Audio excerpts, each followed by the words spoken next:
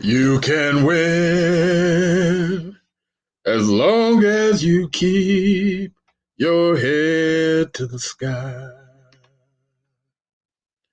You can win as long as you keep your head to the sky. All right. So let's tap into this. First of all, shout out to Charles Glass, man. Charles Glass, icon in bodybuilding, man. And really, it's a shame that white people see all the value in Charles Glass. Really, all the fitness guys who have fitness channels should really surround themselves around this guy and protect him and his knowledge. This is one of the another one of my black solutions. Let me say this first. Black Americans need these solutions, okay? And I'm calling these CA Letre Black American solutions. This is a different solution. I'm going to talk about it probably on the next solution thing, but the young black males are so mama raised that they don't see value in older males, and they don't protect older males the way other cultures do. Let me give you an example. Younger Asians protect older Asian males, period. Younger Asians who don't even know that old Asian man will give their life to protect that guy. Mother comes second. Seriously. Women come second in Asian cultures. The guy must be protected. All right. Africans and Black Americans, ADOS people, we keep the racism alive by not doing that. When we don't protect older black males, we have been indoctrinated for so long. Hold on for a second.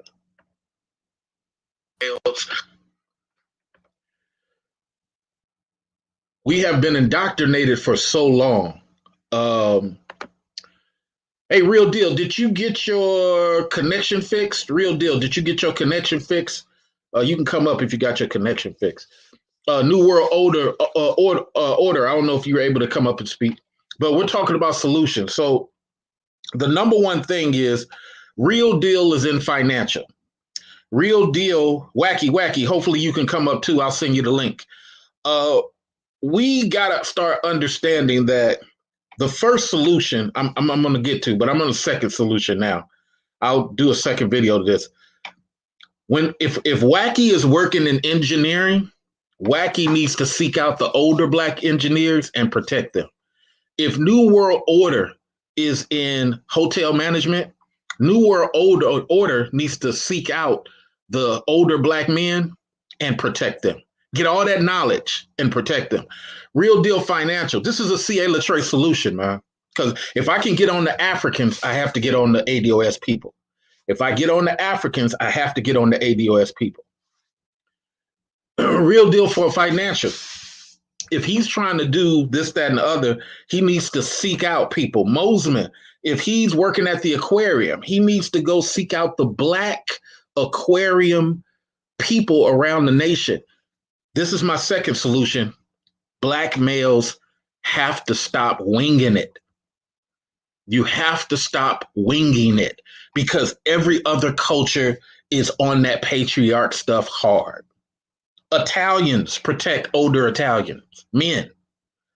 Russians protect old. You and Africans are the only demographic that don't see these CA Letre solutions. So let me put the link in the chat room for people that want to come up because we got to make this a cross-pollinated type of conversation.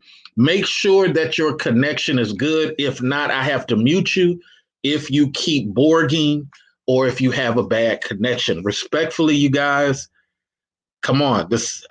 We all make money. Let's get that top of the line T1 connection and start making it happen. So let's go into this first CA Letre solution. We have to start finding. We as black men, now don't wait for the white man to do it. Don't wait for the white man to do it. We have to financially get together, Wacky. We have to financially get together, Mosman, New World Order, and start financially fining with the help of the police. We unfortunately that's how the fines will be implemented, or the help of City Hall. We can bypass police and go straight to the sheriff. Okay, but we have to financially fine women who house thugs. We have to. There's no way. I've been a former street dude. I'm telling you, and I never got housed by no women. This is one of the reasons why I was able to get into the game and get out, because I wasn't housed by no women. And I'm not knocking people who have been housed. I'm saying that there's a problem there. It's a problem in the Black community when, if I'm a parasite, and really, when I used to sling drugs, I was a parasite. Okay?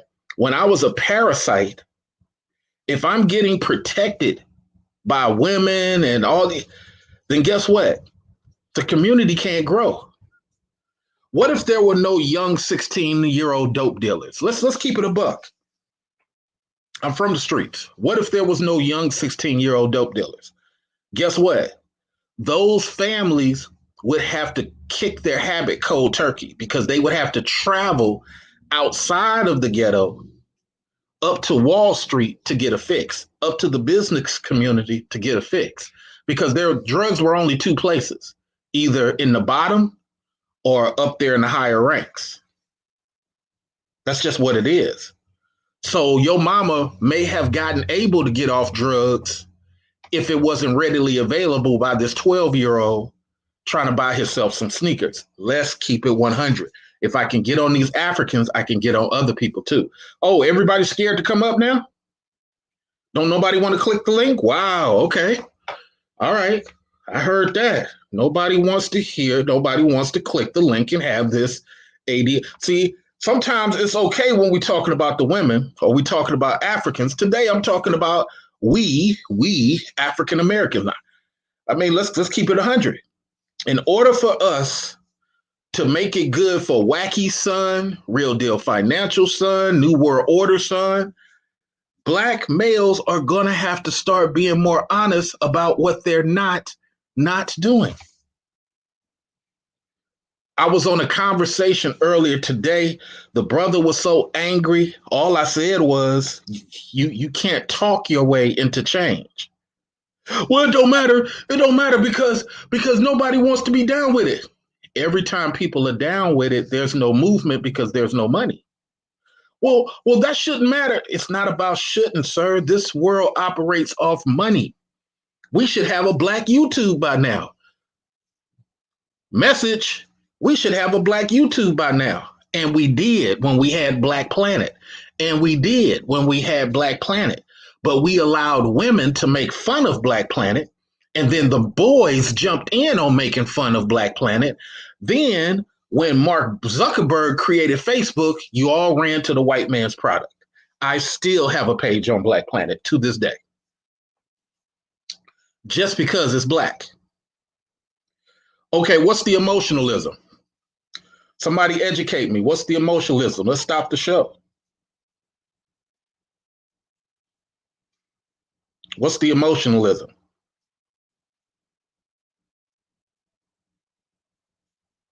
Educate me. I may be wrong. Maybe I'm misinterpreting. Where's the emotionalism, Mr. Unique? Where's the emotionalism?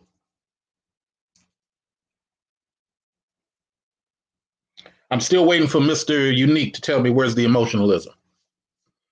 Maybe I'm misinterpreting something. See, this is what you're supposed to do. You don't get mad. You ask.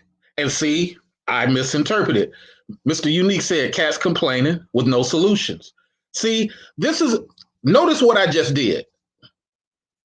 I assumed, but I asked. Or the correct pronunciation over in Oxford, England is I asked. Asked. So anyway, the point that I'm making is we are going to have to financially fine any woman. Here come my arch nemesis, Wacky World. Teach me something. What's Teach up? me, sir. I'm gonna back down and you educate me. Oh, well. I mean, I can't disagree with the things you just stated. You know, there's nothing that you said that I disagree with. Uh, and me and you and other people, we've been stating these things for over a decade. And the thing is, what it seems like is like the rest of the collective that's watching, they're only using us for entertainment. Where people like you and I, we're not here for entertainment. We may be Mm, entertaining, we may be entertaining in nature, in our nature, but that's not our intent. Our intent is to bring like-minded people together to help solve the issues that's going on in so-called Black America, especially when it comes to Black males in America. You know, so I mean, watch this, Wacky. go I ahead. did a music interview last Saturday. They said, well, because you're older, why are you in? I said, number one, I don't rap, I sing.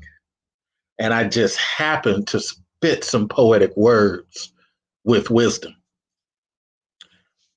My whole goal here, I already got money. My whole goal here is to provide a different avenue for those that choose to see the avenue. But my number one enemy will be other urban people. White people will love it. Intellectuals will love it because they can't refute what I'm saying. I am a artist who's able to articulate a higher level college conversation, which is not prevalent in most of hip hop. Everybody in the room got quiet. Go ahead, Wacky. Mm, mm. Okay, okay, with your bad self. But I mean, as far as what you're saying, see,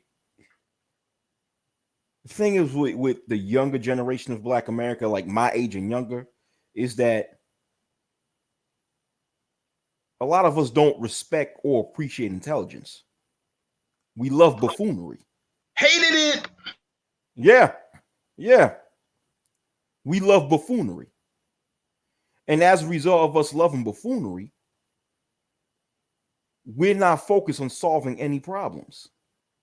We're just focused on perpetuating buffoonery, perpetuating all this other bullshit that you see that's going on in Black America. That's oh man. But you know, Mr. Research, it's funny, right? It's funny you were speaking about the conversation you had with somebody and they got upset at you. Don't you know the same thing happened to me earlier this week? Earlier this week, I had to stop speaking to some dumb. Oh, excuse me. I had to stop speaking to some guy, right? Because I Mm. and he was an older gentleman, you Uh-oh. know, an old fool. Defeated. Yeah, defeated, almost 70 years old, and has a mindset of a retarded child. Okay, and he's almost 70. Because you didn't agree with him.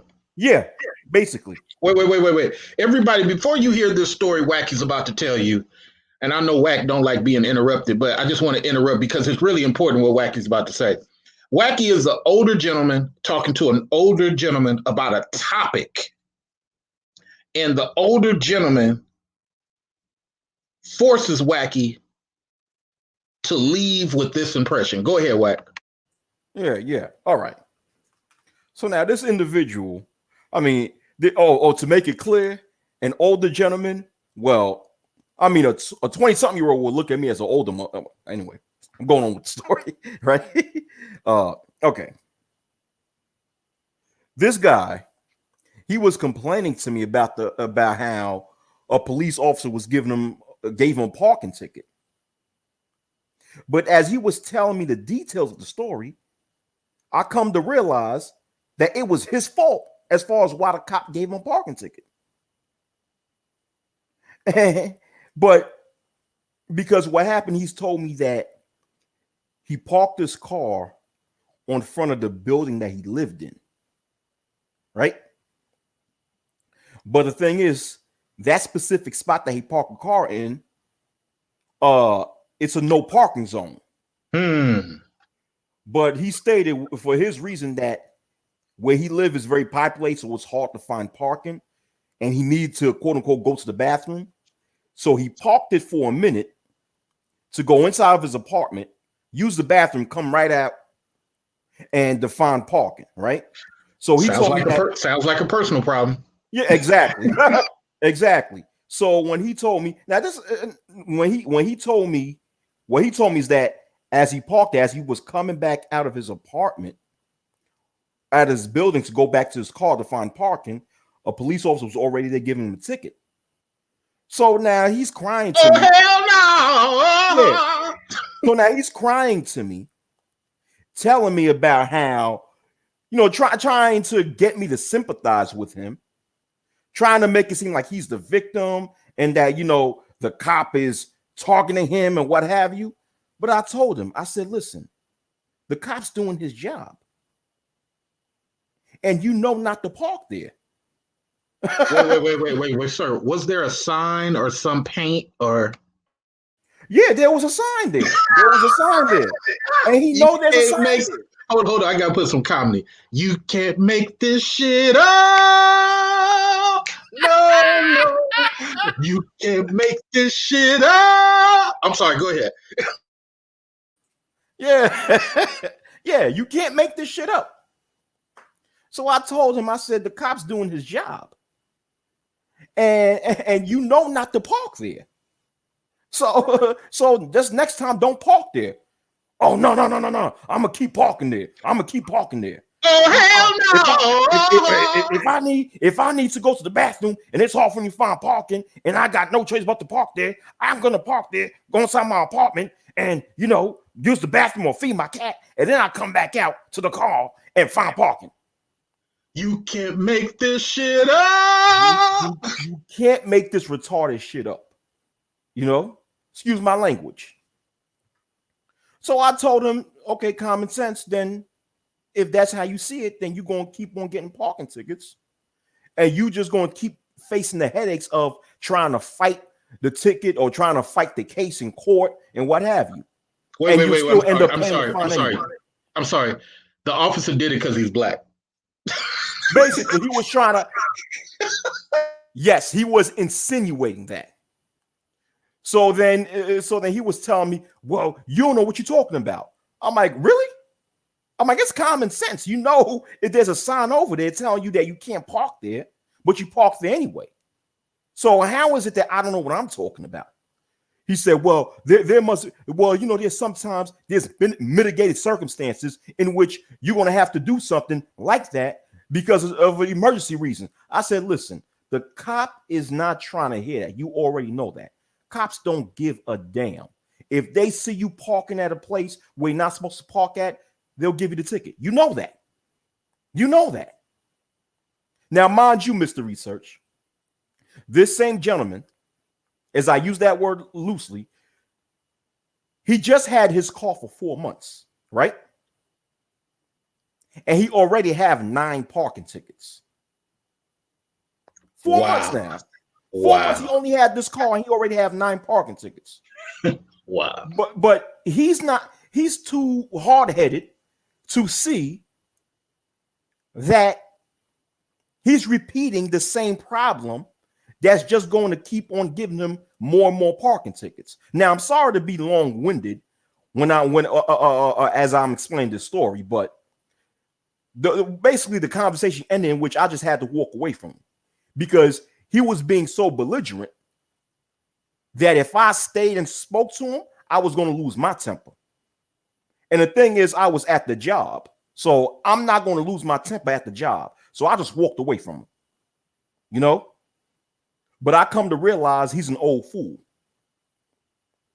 unfortunately. So what I'm trying to say is that he's the type of person that never wants to take responsibility for his own actions,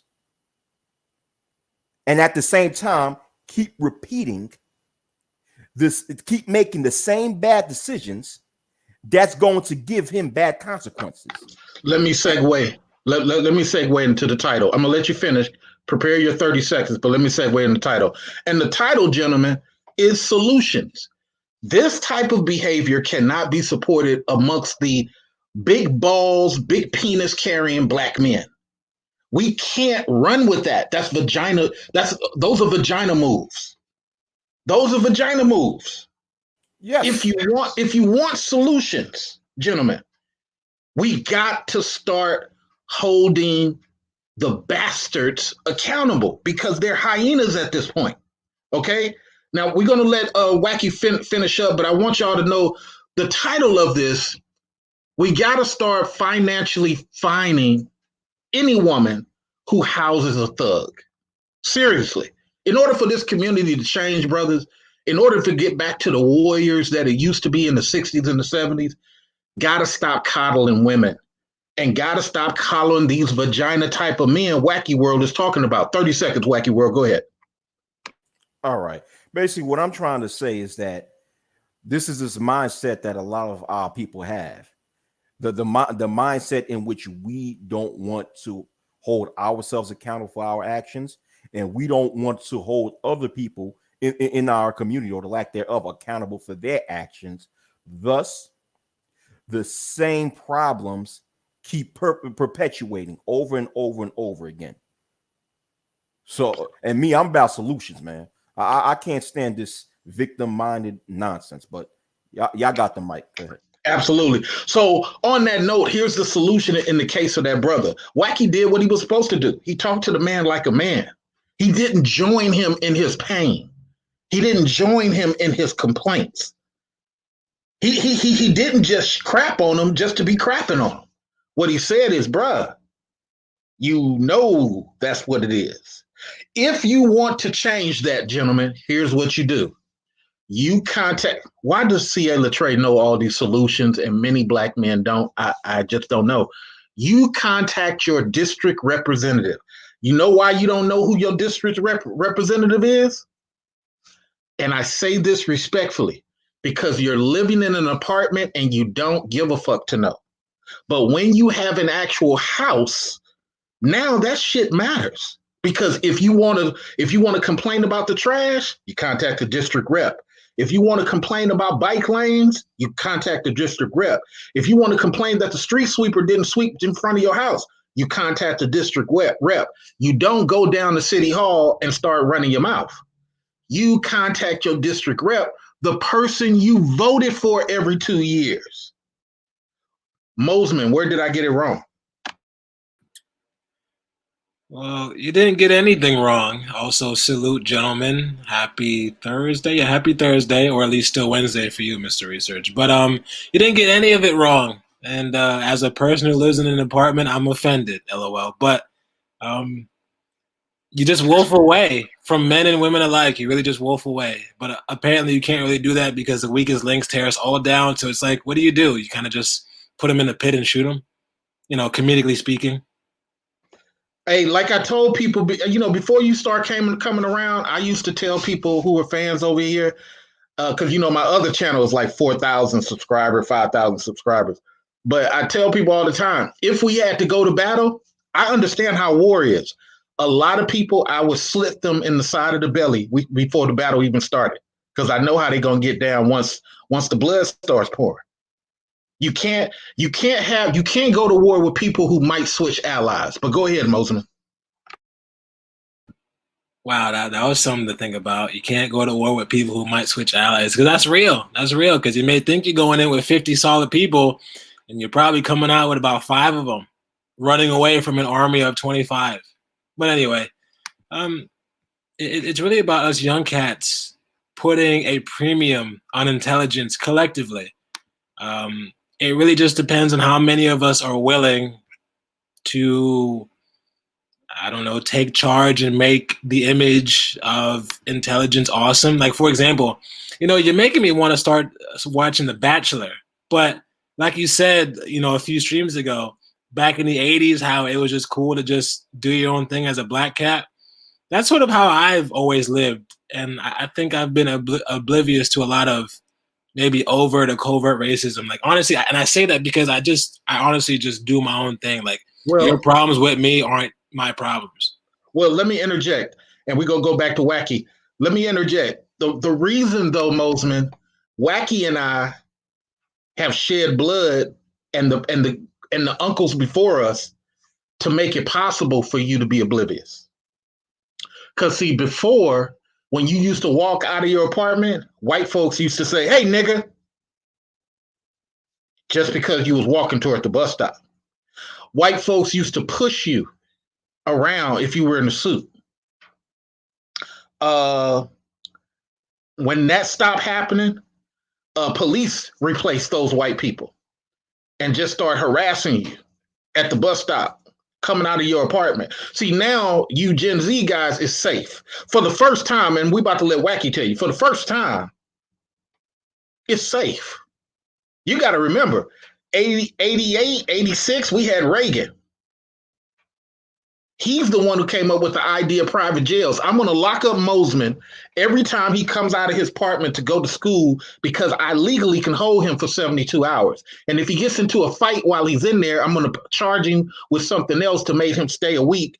Mosman's not able to pay his rent. Now he's evicted. Now I'm going to let him back out in the street. He's going to start all over. So you don't know nothing about that. Wacky, educate that man. Mm-hmm. Oh, yeah. Oh, yeah, that happened. You know, at that time during the 1980s, I was a little kid. I was a little kid. Yeah. You know, Mr. Research, I mean, a lot of people think I'm an older guy, right? In which I'm not that young, but I just turned 36 years old. You know, I don't know if you guys want to call that old or young, but yeah, I'm a millennial. Yeah. But I mean, I guess the point that I'm making, because I was a young dude too, but I guess the point I'm making, we saw stuff as young kids that Gen Zs won't even see. We saw stuff happen to our uncles and our aunts just for no reason. It's like, wow, really? That's what we doing? Most definitely. Listen, Gen Zs would never ever experience as a child playing the playground and seeing the playground filled with empty crack vials. They would never see that. You know, they would never see a time where, I guess it still happens in certain parts of America, but not to the extent it happened 20, 25 years ago, where once the sun go down, you knew not to walk in a certain street. You knew that. You knew that. Basically, what I'm trying to say is that these types of experience molded, older millennials, Gen Xers, and what have you, in a certain way where they understand that how you carry yourself, it walks the fine line of life and death. Just how you carry yourself, and it taught us a way that when you outside in the world, you have to carry yourself with a certain level of respect and with a certain level of integrity. Because if you don't, the world's going to eat you up. And Gen Zs, for the most part, they haven't experienced that. I don't know if I'm making sense or not, but you know.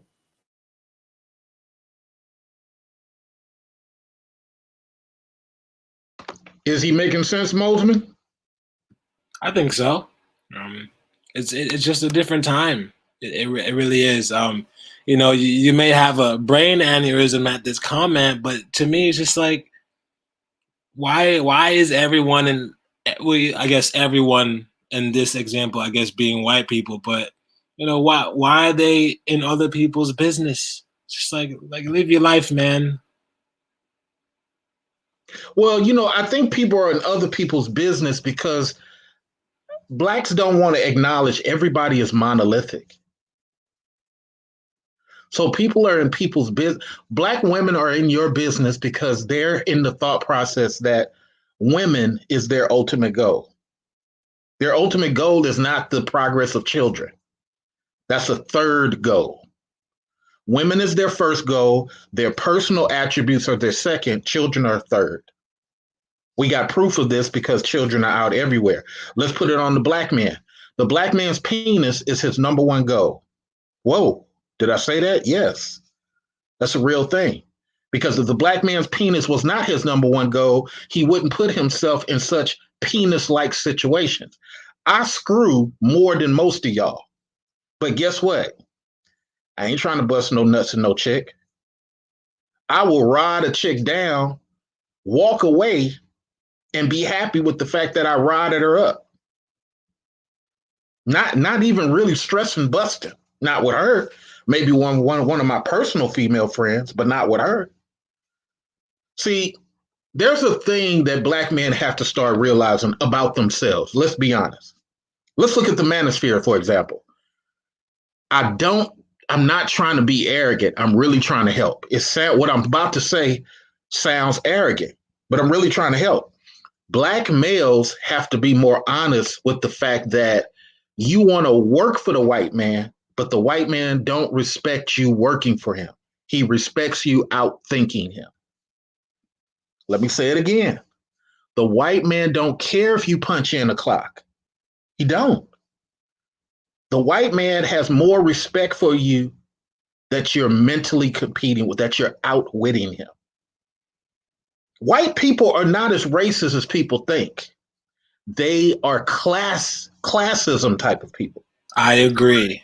That's a very interesting, great fact that you put. Wait a minute. Wacky might disagree. Hold on. Let's see. Wacky, go ahead.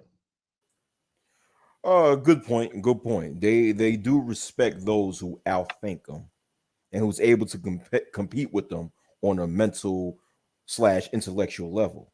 But I mean, I believe that as far as Caucasians concerned, not the whole entire race, but the power, the ones who are in an elite level, the elite class of Caucasians, I believe they're both racist and classist at the same time. Okay, well, let's define racism. What is racism in your view? Racism is the belief that one race is more superior than the other. Okay, that's what racism is. That's how I define racism, and and the elite class of Caucasians have built an entire system to make sure that their people stay at an elite position for the most part. Exactly. Which to me, I'm not one of those so-called black people that's going to cry about that. That's going to say, "Oh, that's so evil," because I understand that it's about survival with them. With every group of people, it's about survival. My thing is, and I'm sure Mr. Research, you feel the same way, is that when are we so-called black people as a collective are going to counter and create a way where we can survive and we can be at an elite level? All right. Anybody can come up. The StreamYard is in the chat room. Everybody is able to speak. StreamYard is up at the top. It's pinned up there. You can hit the button. So let me ask you this question. And this is me as a international guy. And again, we about to discover something real good. Remember what Wacky's answer is. So Wacky, what do you believe an aristocrat is? Or an aristocrat is a person who is at an elite level economically. Whoa, he said that word, elite. Keep going. Oh, that's my answer in short, Okay, so let me give you another piece, Whack, and I want to see how you take this from here, WW. Aristocrats are your kings and queens of nobility. Now, what do you believe an aristocrat is? I still believe the same thing. Okay, good. And there's no right and wrong answer here. So here's the part where the reason I asked WW that is because racism and aristocrats run hand in hand. What the belief is, listen to this. Many a times we black people mistake racism for aristocrat behavior. Aristocrat behavior says my family and my lineage is more important than my own daughter. Listen to what I'm saying. My lineage is more important than my own daughter. And if I only have a daughter, once again, my lineage is more important than me and my wife. With that said, all other groups become less important because of 6 degrees of separation. Let me continue. Me and my wife, my aristocrat thinking, I need to be with the Bolsheviks because the Bolsheviks are in power where I currently live. And because I blend in with the Bolsheviks, I know that what they just did to Mosman ain't right, but I have aristocrat thinking. Mosman calls that racism. It's not. I am an aristocrat. I have an aristocrat thinking. Yes, Mosman, I am a light-skinned version of you because I'm from the same neighborhood, got the same type of mama. I'm actually black, but I can pass for Bolshevik. What are your thoughts, Wacky? Good point. Good point. Good point, because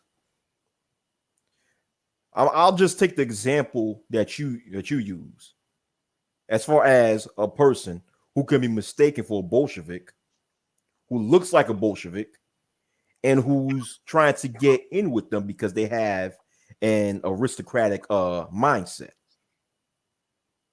That person, given the opportunity, will screw over a Caucasian, an Asian, a Latino, East Indian, Native American, what have you, if it's going to benefit him or her. Hold on for a minute, Wacky.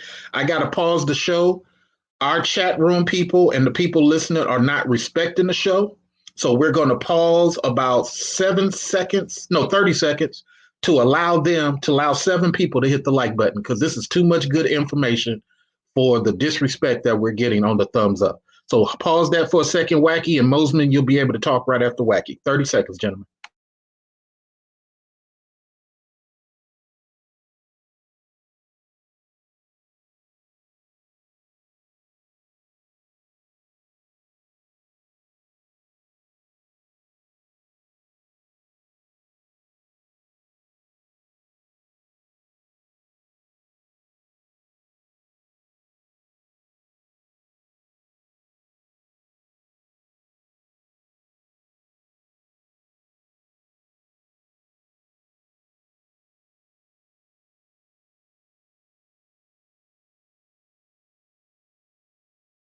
Thank you, gentlemen. Thank you, gentlemen. Sometimes you have to pause and let the non-fans leave the room, because there's a lot of people in black spaces pretending to be black, and they do not have the best love for black men succeeding.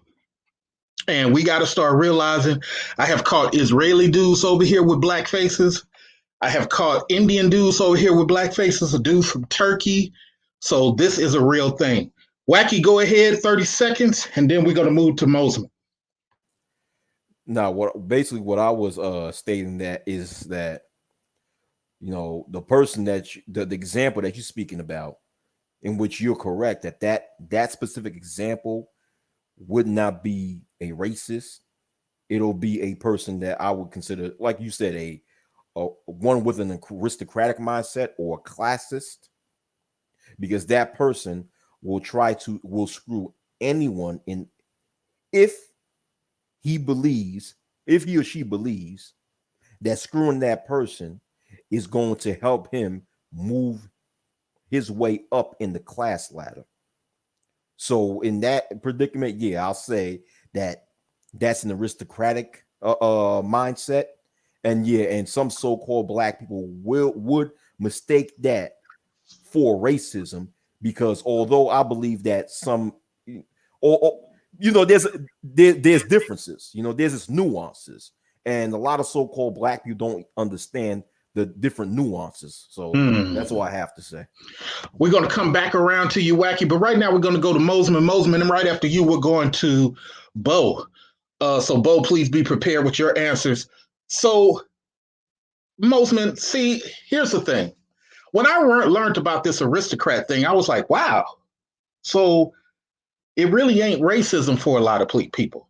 It's family money. And I'm going to protect my family money against Bo.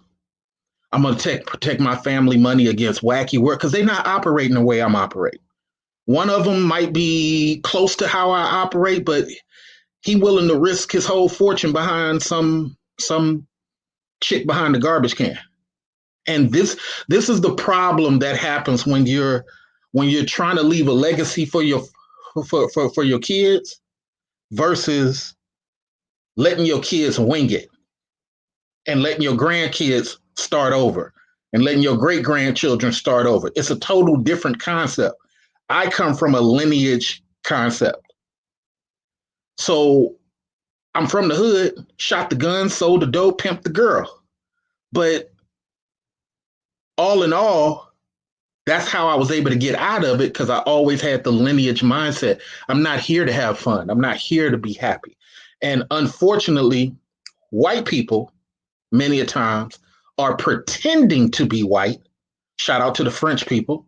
Pretending to be white. Shout out to the people from Kazakhstan and Bosnia.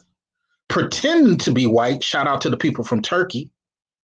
Just so they can get an advantage in white structures. And who's their number one enemy? Bo, Wacky, Mr. Research. Anybody that looks dark. Period. That's just what it is. And when Black people start understanding that's what it is, we'll stop doing the Crips and Bloods. We'll stop doing the Vice Lords. We'll stop doing the Islam, which is an Arab creation. We'll stop doing all these things because it doesn't help us defeat the aristocrat. Mosman, where did I get it wrong? And then Bo will come to you. I don't think you got it wrong at all.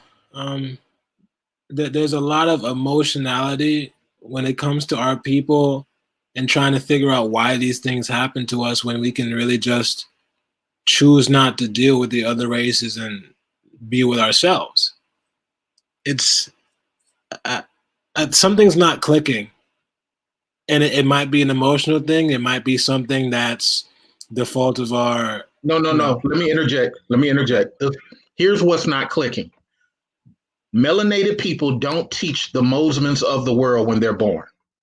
Melanated people allow whites to teach Mosman. Let me repeat it again. Here's what's not clicking. It's the same thing like the video I did on Africa. Nigeria is not a real place. Nigeria, I'm got a whole bunch of Africans mad at me now, but they're not willing to debate me because they know I'm going to embarrass them. Nigeria is not a real place, Mosman. That is a word that was created by a white woman. So if you're calling yourself a Nigerian, it's like us here in America calling myself a Adams or a Jones or a we may use that, but we know that's not our real name. Okay? This is why we as Americans don't generally say that we're Americans. We just live in America. But Nigerians will say, no, I'm from Nigeria. Well, that's not the original African name of the place, sir. And all those tribes that you guys have, you were all one empire at one point in time. And you're just now in 2021 getting back to the empire that you used to be before you invited those white priests and bishops onto your land. I'm sorry, Mosman, that's too much history. Go ahead, and then we got to get to Bo. Go ahead, Mosman. Man, I know a whole army of Nigerians who would love to fight you for that. Man, I love it. Pass them that video. Okay. It's amazing, but I'm sorry. Oh shit. Go ahead. I'm sorry. No, it's all good. I'm laughing over here too. That's why I'm muting myself. But you're right about melanated people not teaching me when I was born because I am the product of it.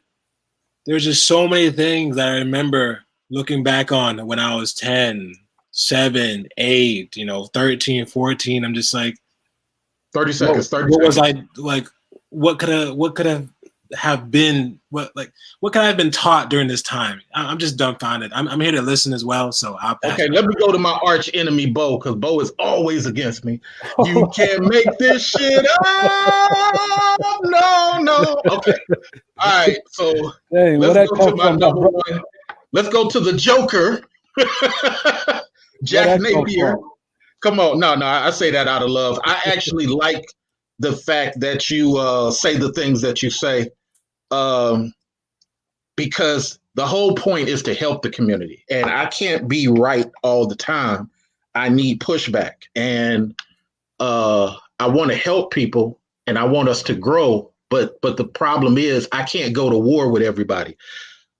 A lot of people just want to talk. They don't want to intellectually compete. And what I realized is those people who intellectually compete are the real warriors in the Black community.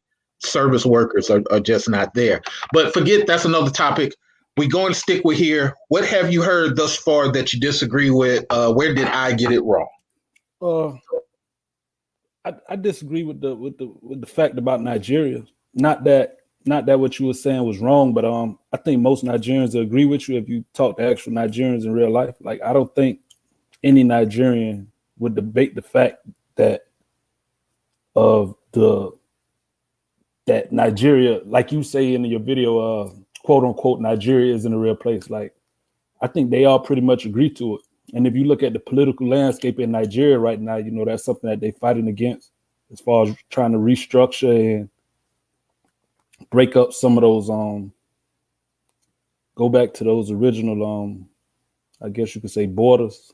I don't know what you call it, but, you know, Nigeria, I mean, on the map is one place, but within Nigeria, it's sectioned off within regions. I mean, the north is its own, somewhat its own place, its own people. The south is its own region. The southwest has its own identity. The southeast has its own identity. Let me insert something and ask you a question. I tell you that white people made it that way.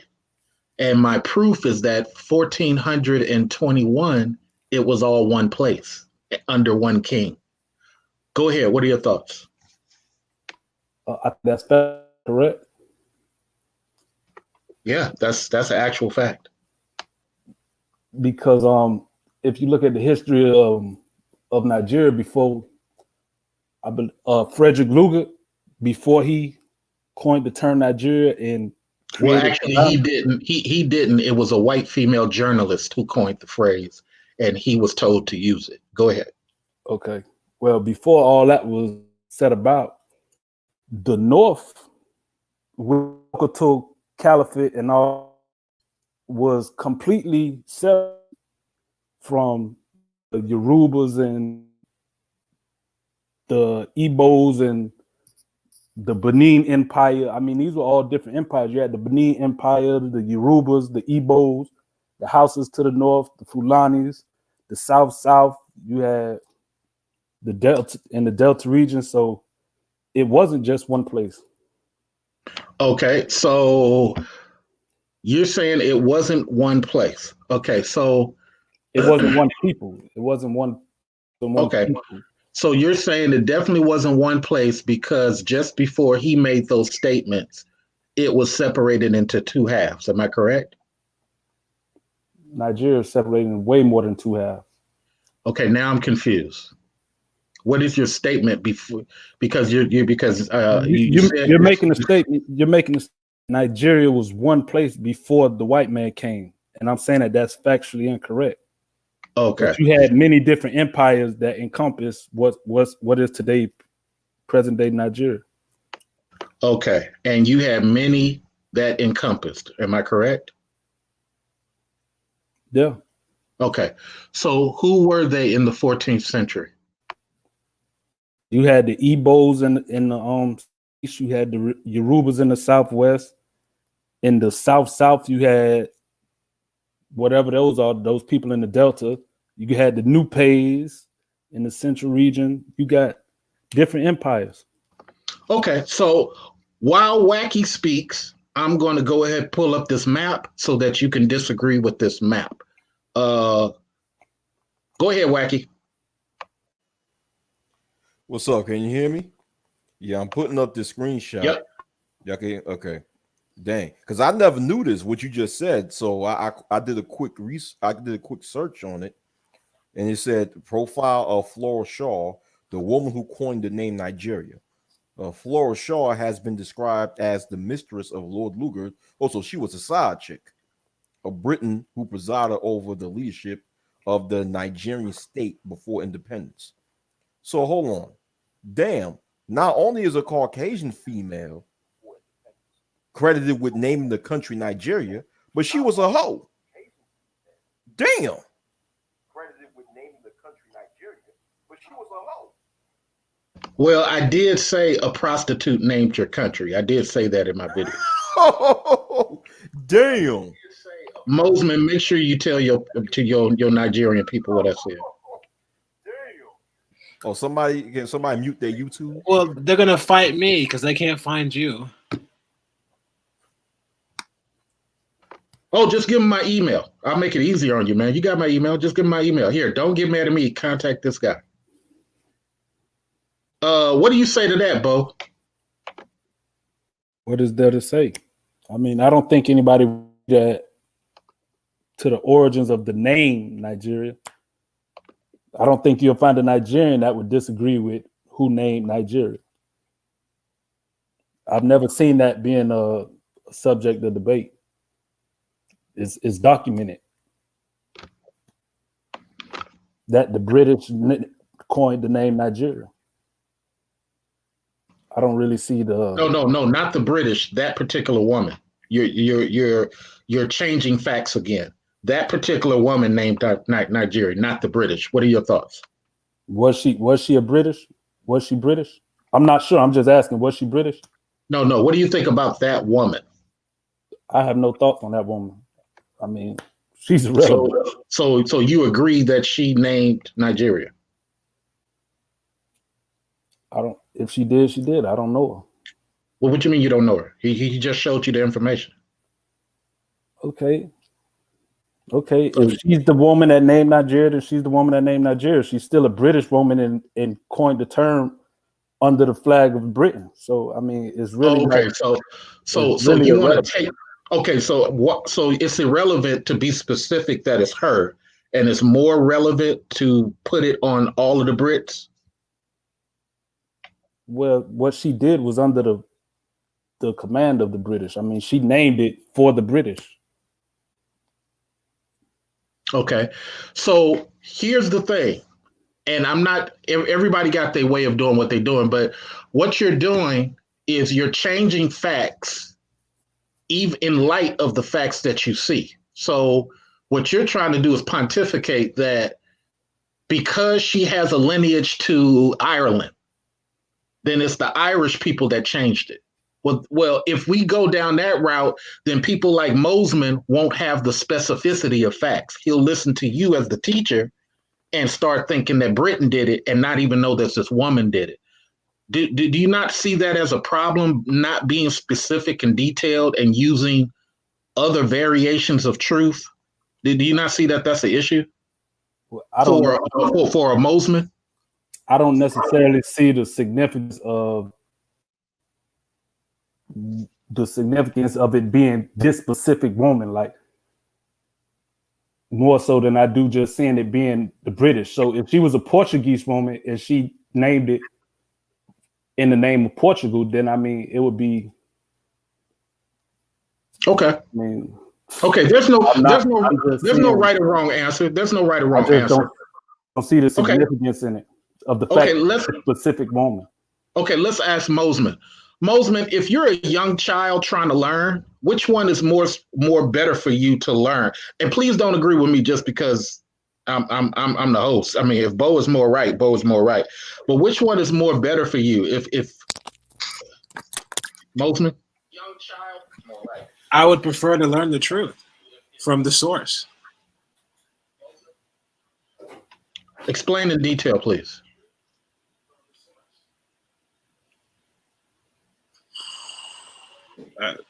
What do you mean by the source?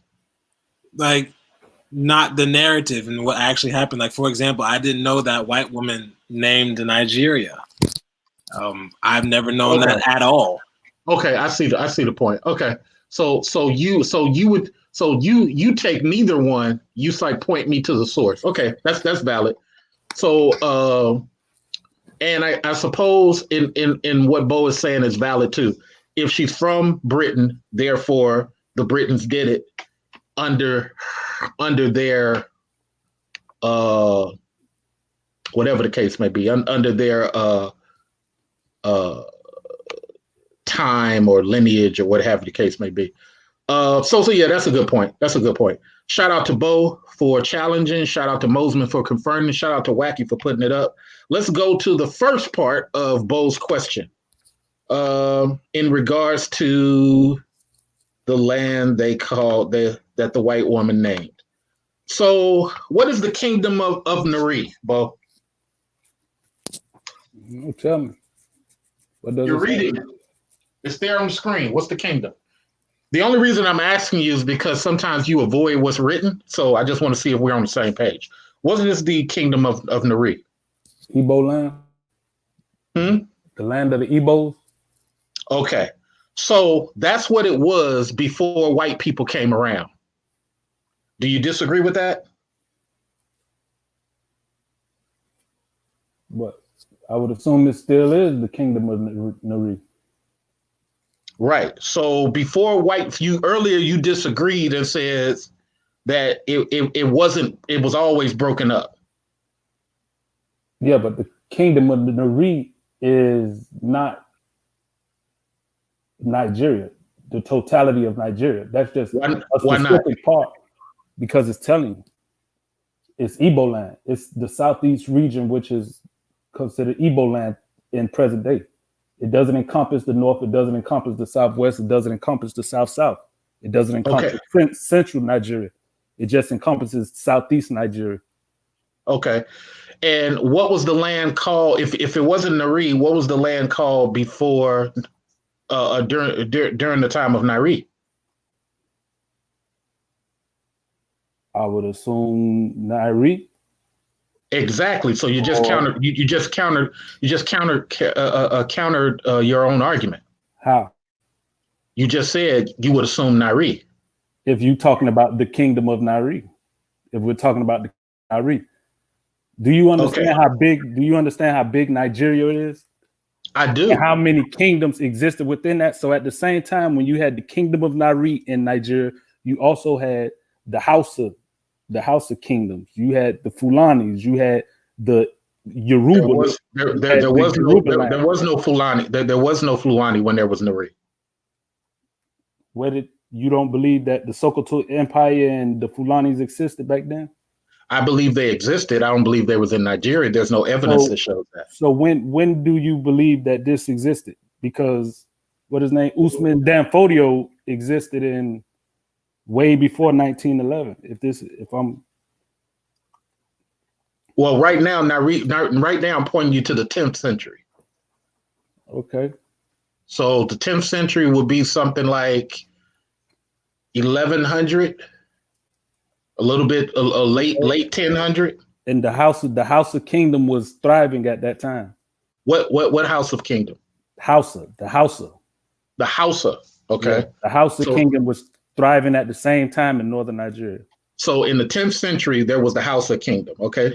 I could be correct. I want to be corrected. So let's look that up.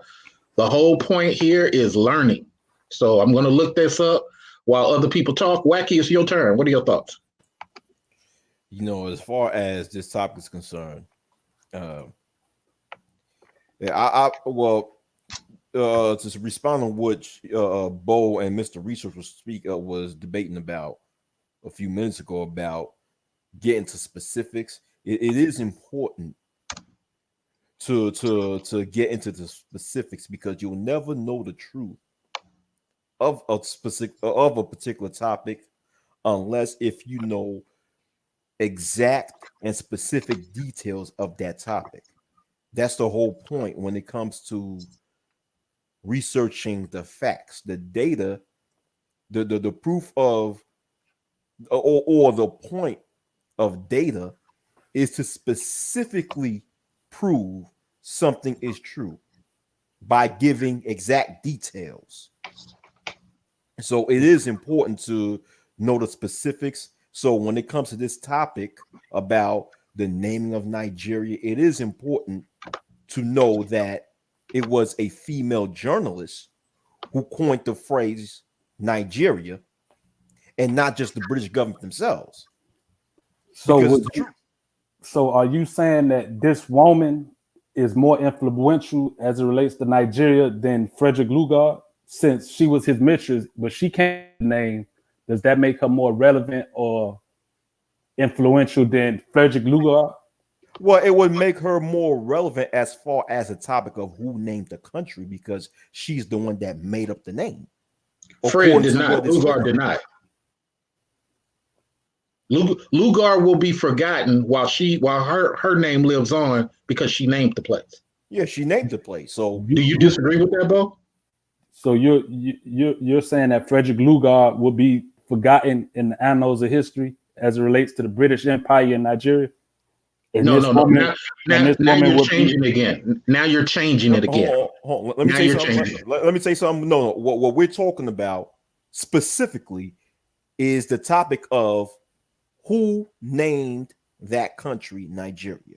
So when it comes to that topic of who named the country Nigeria, therefore Flora Shaw would be more relevant because she's the one who created that name. Now, when it comes to the history of the colonization of Nigeria in general, I would not say she's more she's more relevant. I'm saying she's more relevant. Me and Mr. Research, what we're saying is that she is more relevant, specifically when it comes to who created the label Nigeria. That's it.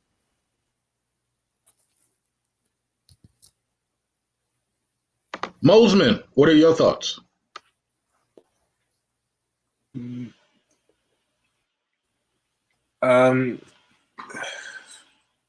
Pass. I'm still listening. I'm trying to, wrap my head. Sorry, I have hiccups. Trying to wrap my head around this. You know what a good question.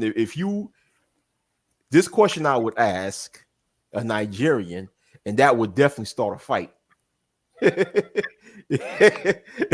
Just fucking saw my head, because Nigeria became independent from British colonial rule during the 1950s or 60s. One of those times, 1950s or 60s. Now, a good question would be if it is true, because what Bo stated was that according to him, or according to the Nigerians that he encountered, that they would not deny the fact that the name came from a Caucasian female.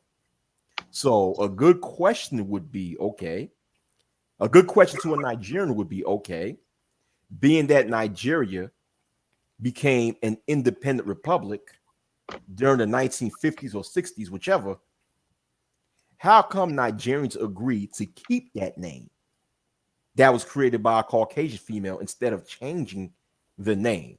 Sort of like what the people in Zimbabwe did after they fought after the black people of Zimbabwe fought a revolutionary war against the majority white government at that time. If you guys understand the history of Zimbabwe, prior to 1980, it was called Rhodesia. Yeah. The country was called Rhodesia, and it was named after a bloodthirsty Caucasian named Cecil Rhodes, who alongside with his private company, I forgot what it's called, he basically killed a lot of the native blacks over there and took the land for himself. And then the name was called Rhodesia, right? Named after him. So from the 1800s over to the 1980s, the country was called Rhodesia. But when the so-called blacks in that country fought a revolutionary war against the majority white government, the blacks and the white government came to a peace agreement, and then the name of the country changed to Zimbabwe, which was named after an ancient black city within that same area. So, and that was even after it became independent, because it was always, so the blacks in, I'm sorry to be long-winded, but the blacks in Zimbabwe successfully changed the name from something that was made up by Caucasians to something that was black to name their country. So a good question to ask the Nigerians is that, how come you guys didn't I'll answer for him. Hold that thought. Before we get to that line, let's jump back to this research real quick. So just look this up. I just cross-referenced it as well. This Arab guy that you're quoting, okay, Yaquebi, who first mentioned the Hausa Kingdom, they don't exceed past Lake Chad. What do you say of that? They don't even go into Nigeria. So what do you say to that, Bo? Why is the documentation wrong?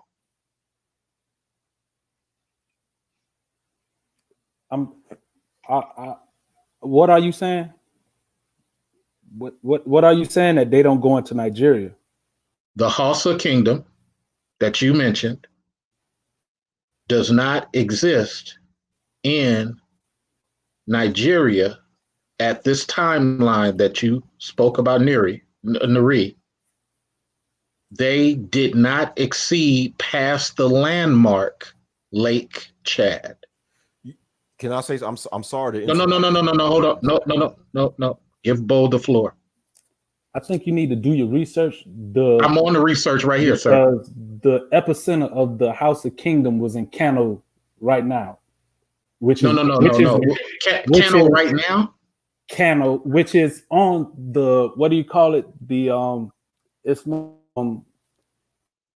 like, it's on the list of the name of that list, but like with the 7 wonders of the world and all that. Yeah, they went to Kano. They went to Kano under King Yajai. It's the same people. It's the same people. So I mean, the Igbo people were not in that region of Nigeria at that time, in northern Nigeria. So I mean, I'm not really even understanding where we going with this.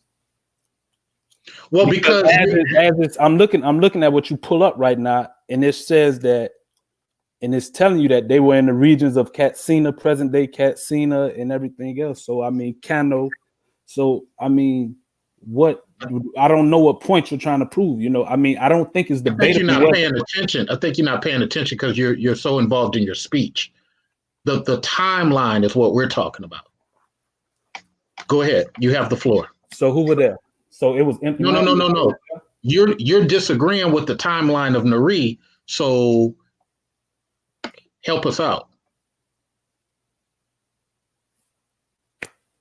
I don't even know what to say to you, bro.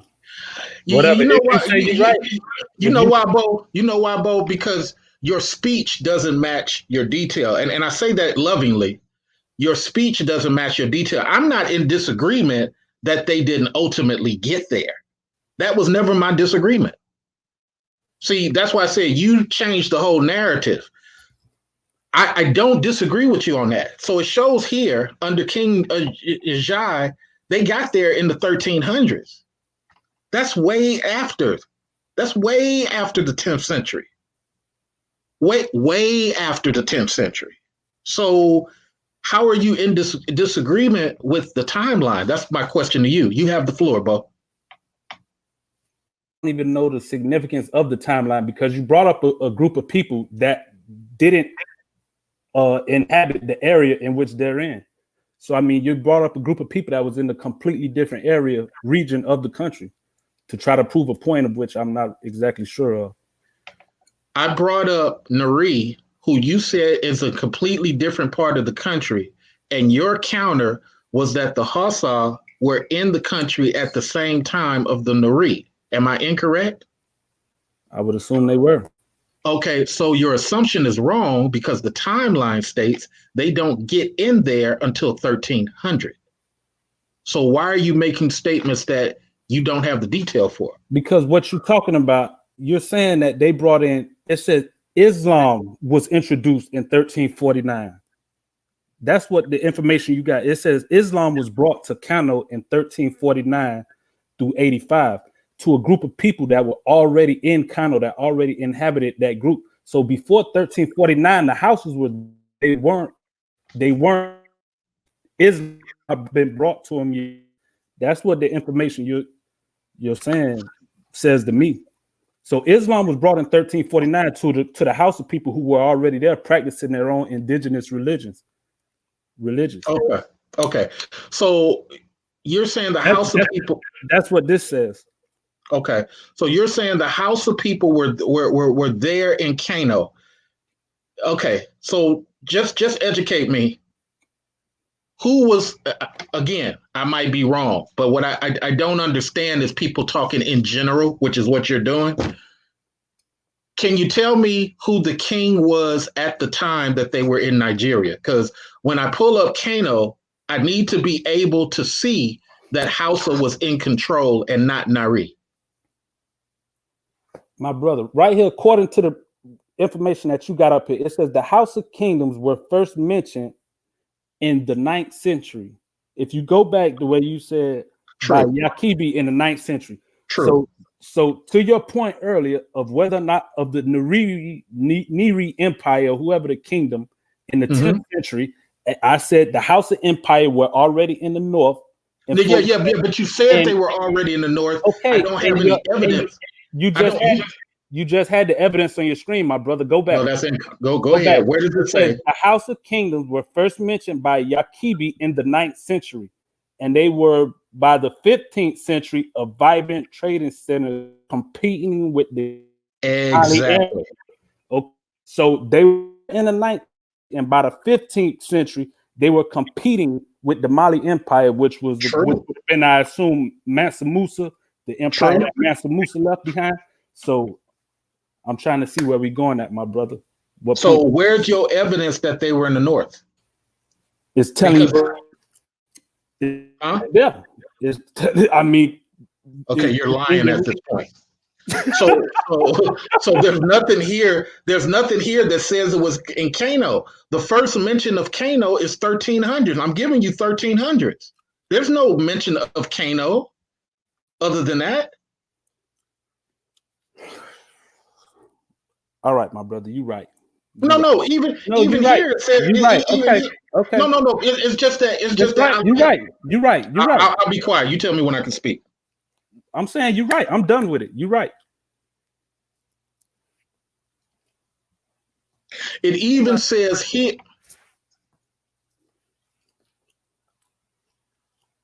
It even says here in the 11th century, they went over to Kano. That's not even the 10th century.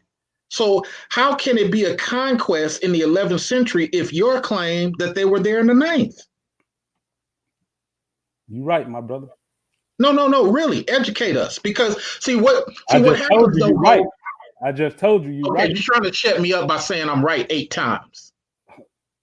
You're right. I mean, you got the microphone. You got the microphone, Bo, because you're trying to shut me up because you don't want me to speak. Go ahead. You got the microphone. Nah, you're right. Go ahead and speak, my brother. Well, it can't be go ahead and speak if you're saying you're right 8 times. I apologize, but you're right, though. It's not about being right. Show us the detail. Because when you disagree and take us down this 8-9 minute thing, you got to be able to back it up other than I'm Bo and I said so. Otherwise, people like Mosman get bad information and you mislead him for the sake of the white people. Well, let's ask Mosman what he thinks. Let's do that. Mosman, where did I get it wrong?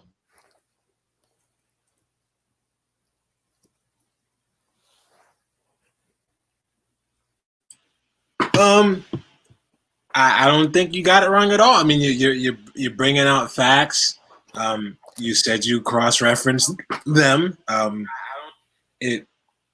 What can be wrong about the truth?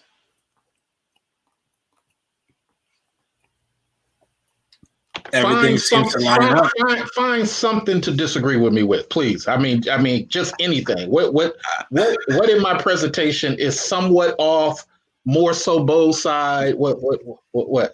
Um, I mean, I would have to lie for me to disagree with you, because all I'm trying to figure out is the truth. I don't. Okay, let's go to Wacky. Wacky, where did I get it wrong? I mean, where is it more so Bo's side and not so much mine? You know what? I don't know so much of the history of that specific kingdom, outside of the fact that I thought that they were predominantly in present day Ghana, which is further west. You know, that's what I thought. But based on what's written, Well, they're actually more so Chad because they do not exceed Lake Chad. And even when you look at the empire that he quoted, majority of them is in the Arab regions more so than down toward where we are. So that's why I was trying to get him to be specific, because while I do love how Bo presents, Bo presents things like I said so, and that's all you need to know. You don't even need to look no further. So it's like sometimes Bo is right though. I've been on panels where Bo has been really right. That's why I said, it's good to hear from other sides. Nobody's right, nobody's wrong. But my point is, Wacky, if the people say that there was a conquest, see, when I research stuff, man, I look at battles and kings. If there was no battle in Kano, why would there be a battle in the 1100 if they already occupied it? That doesn't even make sense. that is a very good point. What do you say to that, Bo? Why would there be a battle if they already occupied it?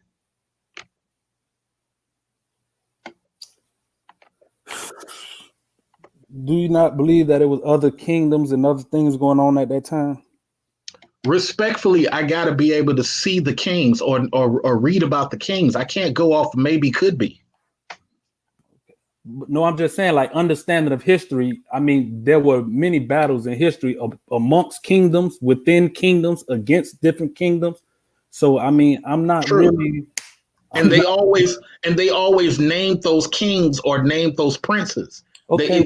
You never had a battle that just is imaginary. There were always a king, a queen, a princess, or somebody.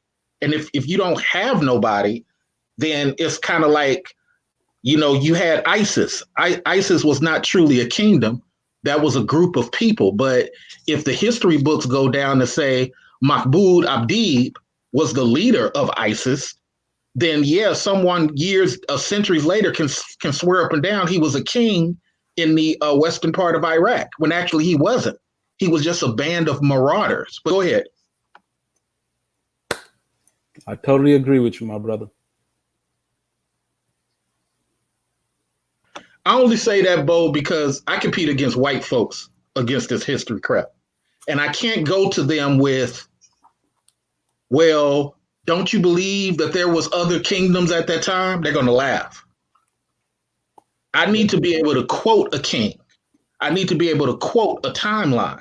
And that's what I try to teach over here at this channel.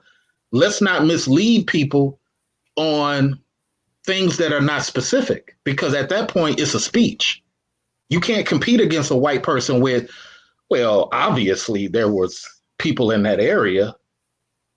I can't compete like that. So you want me to name the 19th century king that was ruling over the house of people? You expect me to know that? Nine. I want you to name the 9th century. Ninth. Yeah. Okay. Of the king of Kano. Okay. I think you would need a historian for that. I don't think I'm glad you think so highly of me that I would know that, but you would need a historian of House of History who probably did a thesis in it to know that. Well, I give anybody credit when they disagree, because I think that they're disagreeing with a purpose and not to just derail. Okay, but I appreciate you thinking so highly of me, but no, I didn't do a thesis on House of History, and so I wouldn't know the specific names of the kings dating back to the 9th century. Mm-hmm. Well, you speak so passionately and so matter of fact that you have us think that you know.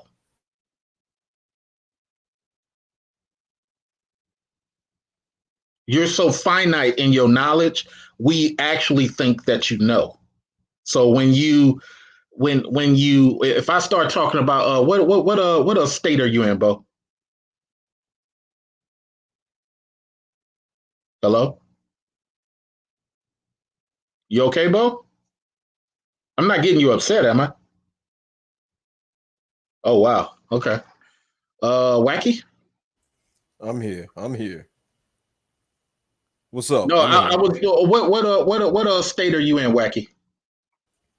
I'm in New York. All right, so just like if I start talking about the vice lords and the Latin kings, and I stop you from talking about it, and I say, yeah, but what about? Oh wow, the brother left. Huh. Mosman, there you go, brother. There you go, Mosman. We're gonna let you speak in a minute, Mosman. Wow, Jesus, wow. Y'all funny. Wow. No, we could just say the white man got him. Maybe honestly something yeah. happened. It's rough over here at the Mr. Research Show, man. It is rough. Yeah, you know what? Mosman got a point. Maybe, sometimes maybe is a bad connection. You don't know. Maybe the man got him. Oh, I didn't say nothing. I just said wow. I didn't say nothing. I just said wow. Yeah, Wacky. Just like if you're talking about the Latin Kings and the Vice Lord, and I used to stay out in Brownsville, but and I start talking about what about the Decepticons that came over from Chicago, right? If I'm not able to quote who was leading and what block they was on, then what am I? I'm derailing your point at that point. Correct. Because you like, Mr. Research, what you talking about? You know Decepticons up. Man, bruh, what block was they on? What borough? You know what I'm saying? Right. And then I can't tell you what borough. What year was this? 60s, 80s, 70s? What are you talking about? Right. And I can't tell you. And then I'm like, and then like, okay, who was the leader? Well, I don't know the leader. Are you sure that? I mean, I'm whack. You don't know every gang up in New York.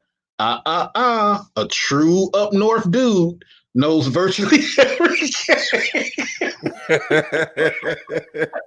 Oh, Because man. you gotta walk those boroughs and you gotta know who you dealing with. Mm-hmm. So you can't say, "Well, come on, man. You don't. You live in New York. You don't know every man. You just trying to be a know-it-all." No. When I was in Brownsville, I literally got told, dudes, that ain't your bodega. Well, what are you talking about? I'm just trying to get some cereal. Nah, Callie. That ain't your bodega. Your bodega is 2 blocks up there around the corner. Are you serious, dude? This is right across the street. That ain't your bodega, Callie. Don't do that. Wow. And when was this? When you was living in Brownsville? When was this? This is when Mercy Hospital was still up. Okay. When was this? Because I'm not that familiar with Mercy Hospital. When was this? I want to say this was between 88 and 91. It was when I was young. It was when I was young. Damn. Oh yeah. Oh shit. Damn. Oh, you wasn't the heart of the madness, man. Damn. Yeah. Them cats was real. Them cats was real. Damn. Them cats was on fire. Fire! Them cats was on fire. Yeah. It was going down. Them fools was letting off on a regular. I was like, God damn. They made Cali look like a breeze. I was like, golly, these dudes is letting off. And I couldn't even understand it because they live so close to each other. Were you outside of New Year's Eve? Were you out? Were you outside? No. I made a habit throughout the years never to go out New Year's Eve, only because bullets tend to drop somewhere. You know what I'm saying? And I've known people to die from bullets coming back down. You know, get popped in the head, all that type of stuff. So nah, bro. I don't even mess around New Year's Eve. I'm always in the house every time. That's fucked up. Let's go to Mosman and get his response. I wasn't trying to disbo. I just want to get into the details. Maybe I'm too, you know what? Maybe I'm too aggressive for a lot of men. I don't know. Um, I got to be softer toward dudes. I don't. Well, here's the thing about me, Mr. Research. I give people the chance to be themselves. So if you are aggressive, I wouldn't know nor would I care because I'm just trying to learn from you. Um, I don't think you should ever stop being what you would call aggressive because to you that that might not be aggressive. That's just you intellectually trying to critically think slash compete, which I believe is very admirable. And that's the reason why I stay on these panels. Even sometimes I don't have things to say, but that's because a lot of it's way above what I think about or research about, and it brings me up. Well, you know what? Let's go back to the Nari thing. My whole point in bringing up Nari, I always go to the farthest point so that people can't argue. And that's the reason why I didn't talk about Igbo. Because if I had said Igbo, then we can have that discussion of other empires coming into play. But Nari was there before there was a Nigeria, before there was a Husa invasion, before any of that. So if that's in disagreement, and mind you, Husa is an Arab. He's not even an African. So when we start bringing up that guy, we're really fighting for Arabs at that point. Because we might as well say the Byzantine Empire up in Rome when they took over Carthage. And a lot of times people don't know that I remember this stuff off the top of my head, but I have to compete against whites sometimes because I go to like a history fellowship of white people talking about history all day. So in order for me to compete, I got to be able to know this stuff off top hand. I can't go off, and maybe that's a flaw on my part, not being able to translate that to people who disagree with me.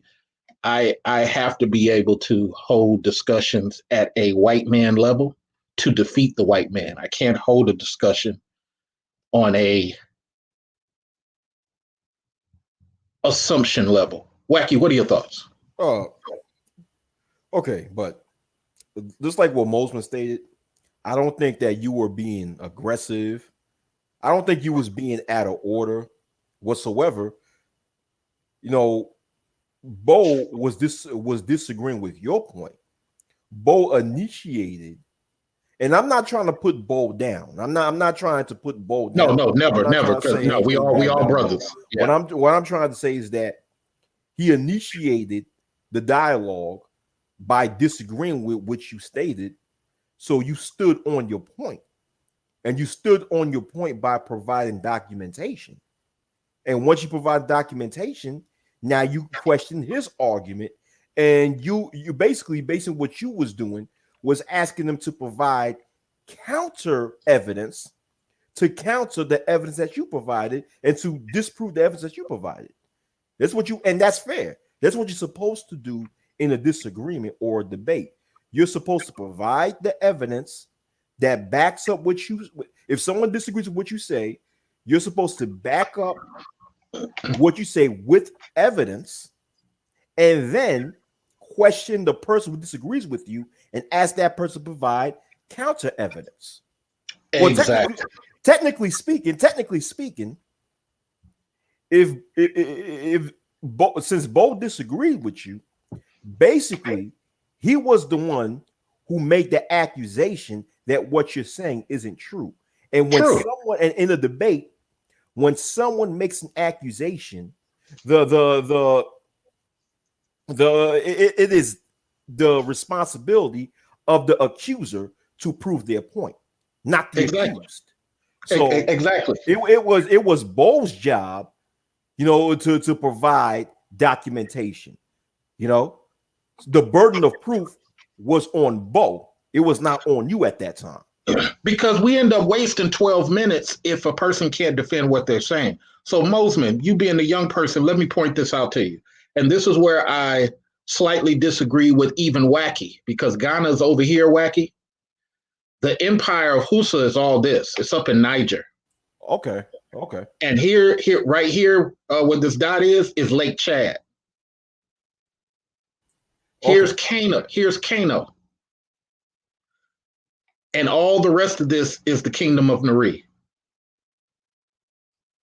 So this guy up in Niger, in the 11th century, had a conquest in Kano. Okay, even if we go off that information, that means the 10th century they controlled all this. And even if that guy did win, he only won this one part of it. Mosman, what do you think of the fact that this one part, you see how small this is, and it's right on the border. Right. But they run the rest of this. So I don't see how that defeats my argument, even if I was to acquiesce to his argument of Kano. They still controlled all of Nigeria. That's the end of it. It's all about who forced themselves into control. Right. So if this guy controlled 90% of this land, they're still in control. It doesn't matter about Kano. But, that's if I was, and then the Lake Chad is here. They didn't accede into that part. That was their border, because here's one of the rivers right here. So I don't know. I just feel like sometimes, and this is why I want, and I'm glad Bo did that, but this is why I want Black people to compete more intellectually.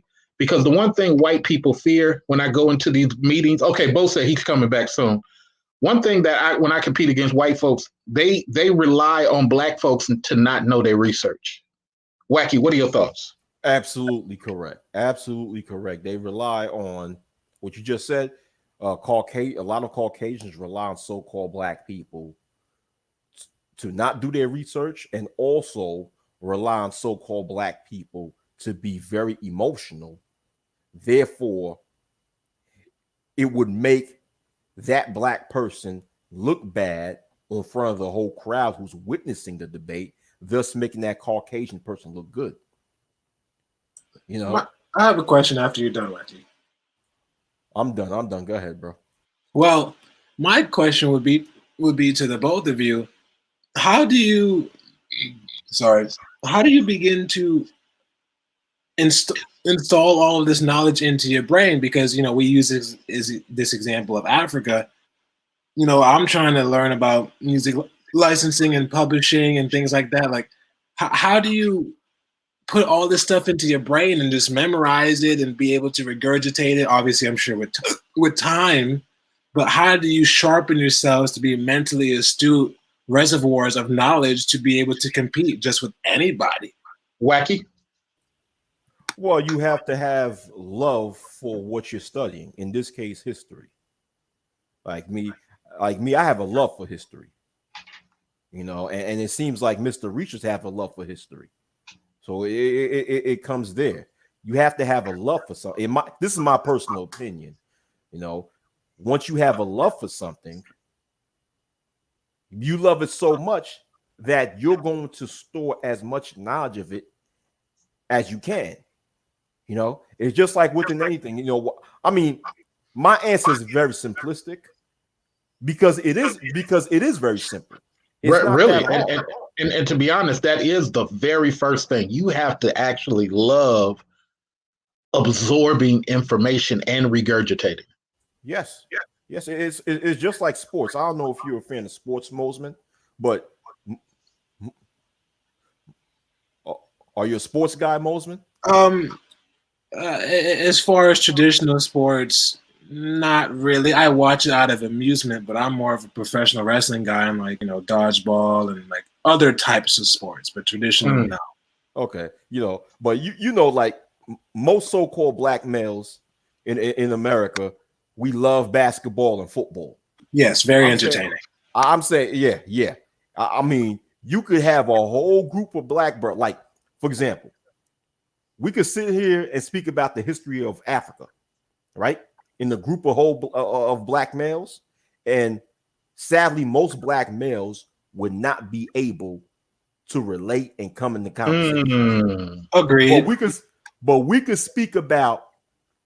But if me and Mr. Research and Mosman brought up a conversation about how the Golden State Warriors upset the LA Lakers a few nights ago, almost all the brothers in the crowd would be able to chime in and speak in, and you see how much knowledge that they have about the game of basketball. I mean, if you'll see how much knowledge, because they have a love for it, and that love is what will enable you to absorb as much information about that specific topic as you can. So that's the same thing with history. It's very simple. You have to have so let me do a sports breakdown of that. The difference between jump shots. The difference between jump shots. What is most important, Wacky? The fact that they go in, or the fact that you should shoot them correctly the way you're taught? Oh, the fact that you should shoot them correctly, mechanics. Okay. Now, notice that. Here's where we talk about the love. You guys love the mechanics of it. I care more about that the shot goes in. Let me explain. Lou Williams is probably second or third greatest shooter I've ever seen, because it's not a Ray Allen type of shot. Lou Williams can shoot off balance. Lou Williams can shoot falling down. He has a Hornacek shot. Let's get into that sports talk real quick, Wacky World. He has a Hornacek type of shot. It is geometric. It goes up, it goes down. He does not have form at all. Hornacek never had form. These guys, it don't matter if they fall off to the side. It don't matter. They just have they understand how to shoot. And people like Lou Williams, who come into the league at 17 years old, they're able to do that because you can't stop my shot. I might can't play defense. But I'm going to add 15 points. I'm going to Vinny Microwave Johnson this thing to death. Wacky, what are your disagreements on that? My disagreement would be that when it comes to that Lou Williams shot or / the Jeff Hornacek shot, it's still a matter of mechanics, because they still have a soft arch on the ball when they shoot the ball. And that soft arch when the ball releases is what increases the chance of that shot going in. Okay, let me stop you right there. So Mosman, that was my point about love. Let's go back to Africa. What Wacky did was he took my argument, agreed with part of it, but still articulated his point within my argument, because he loves the idea of basketball and shooting so much. He was able to not just shut me down, but participate in part of my argument, while at the same time asserting his. That's the love that Wacky's talking about. When you love history, you love being able to do that without being disagreeable. What are your thoughts, Mosman? Oh, that's absolutely correct. Because as long as the disagreement lies within some sort of realm of truth that's been researched, internalized, and then regurgitated in an understandable fashion, there's no, I guess, negative disagreement. But here's where the problem always comes to, though. We got black men disagreeing just to be disagreeing. That's nonsensical. Imagine if Wack had said, "Oh no, you crazy, Mr. Research. Ain't no way." See, all that extra stuff WW didn't do. He didn't need to. He was well researched in his argument. Go ahead, Wacky, finish up. I can't stand when a person disagrees just to be disagreeable. You know, because the whole point, if we disagree, right, the whole point of a disagreement is to get to the truth of the matter. That's it. So when me and Mr. Research, when we was having our little the little short or brief dialogue about shooting the ball and the mechanics of the shooting the ball in the basketball game, I was not disagreeing with Mr. Research for the point of just to try to shut him down. My whole point was to get to the truth of the matter. You know, that's my whole point. So so that's how we're supposed. That's the whole point of the debate. If you disagree, let's get to the truth. And when the truth is exposed with undisputed evidence, then all parties should agree that, okay, this is correct.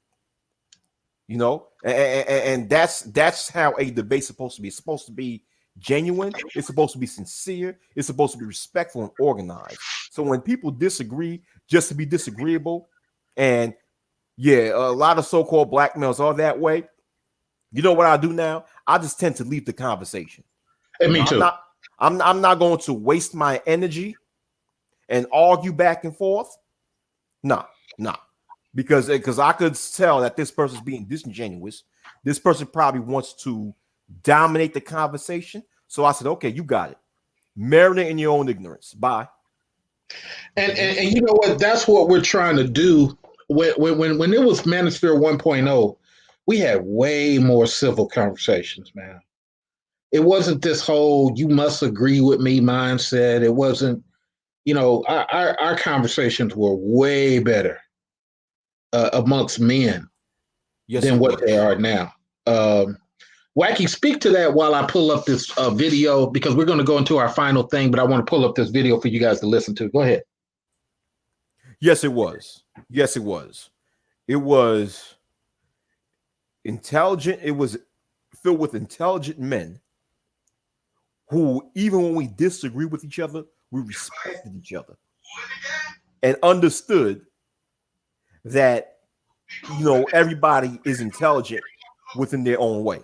And what I mean by that is that, you know, everyone had a piece of the puzzle.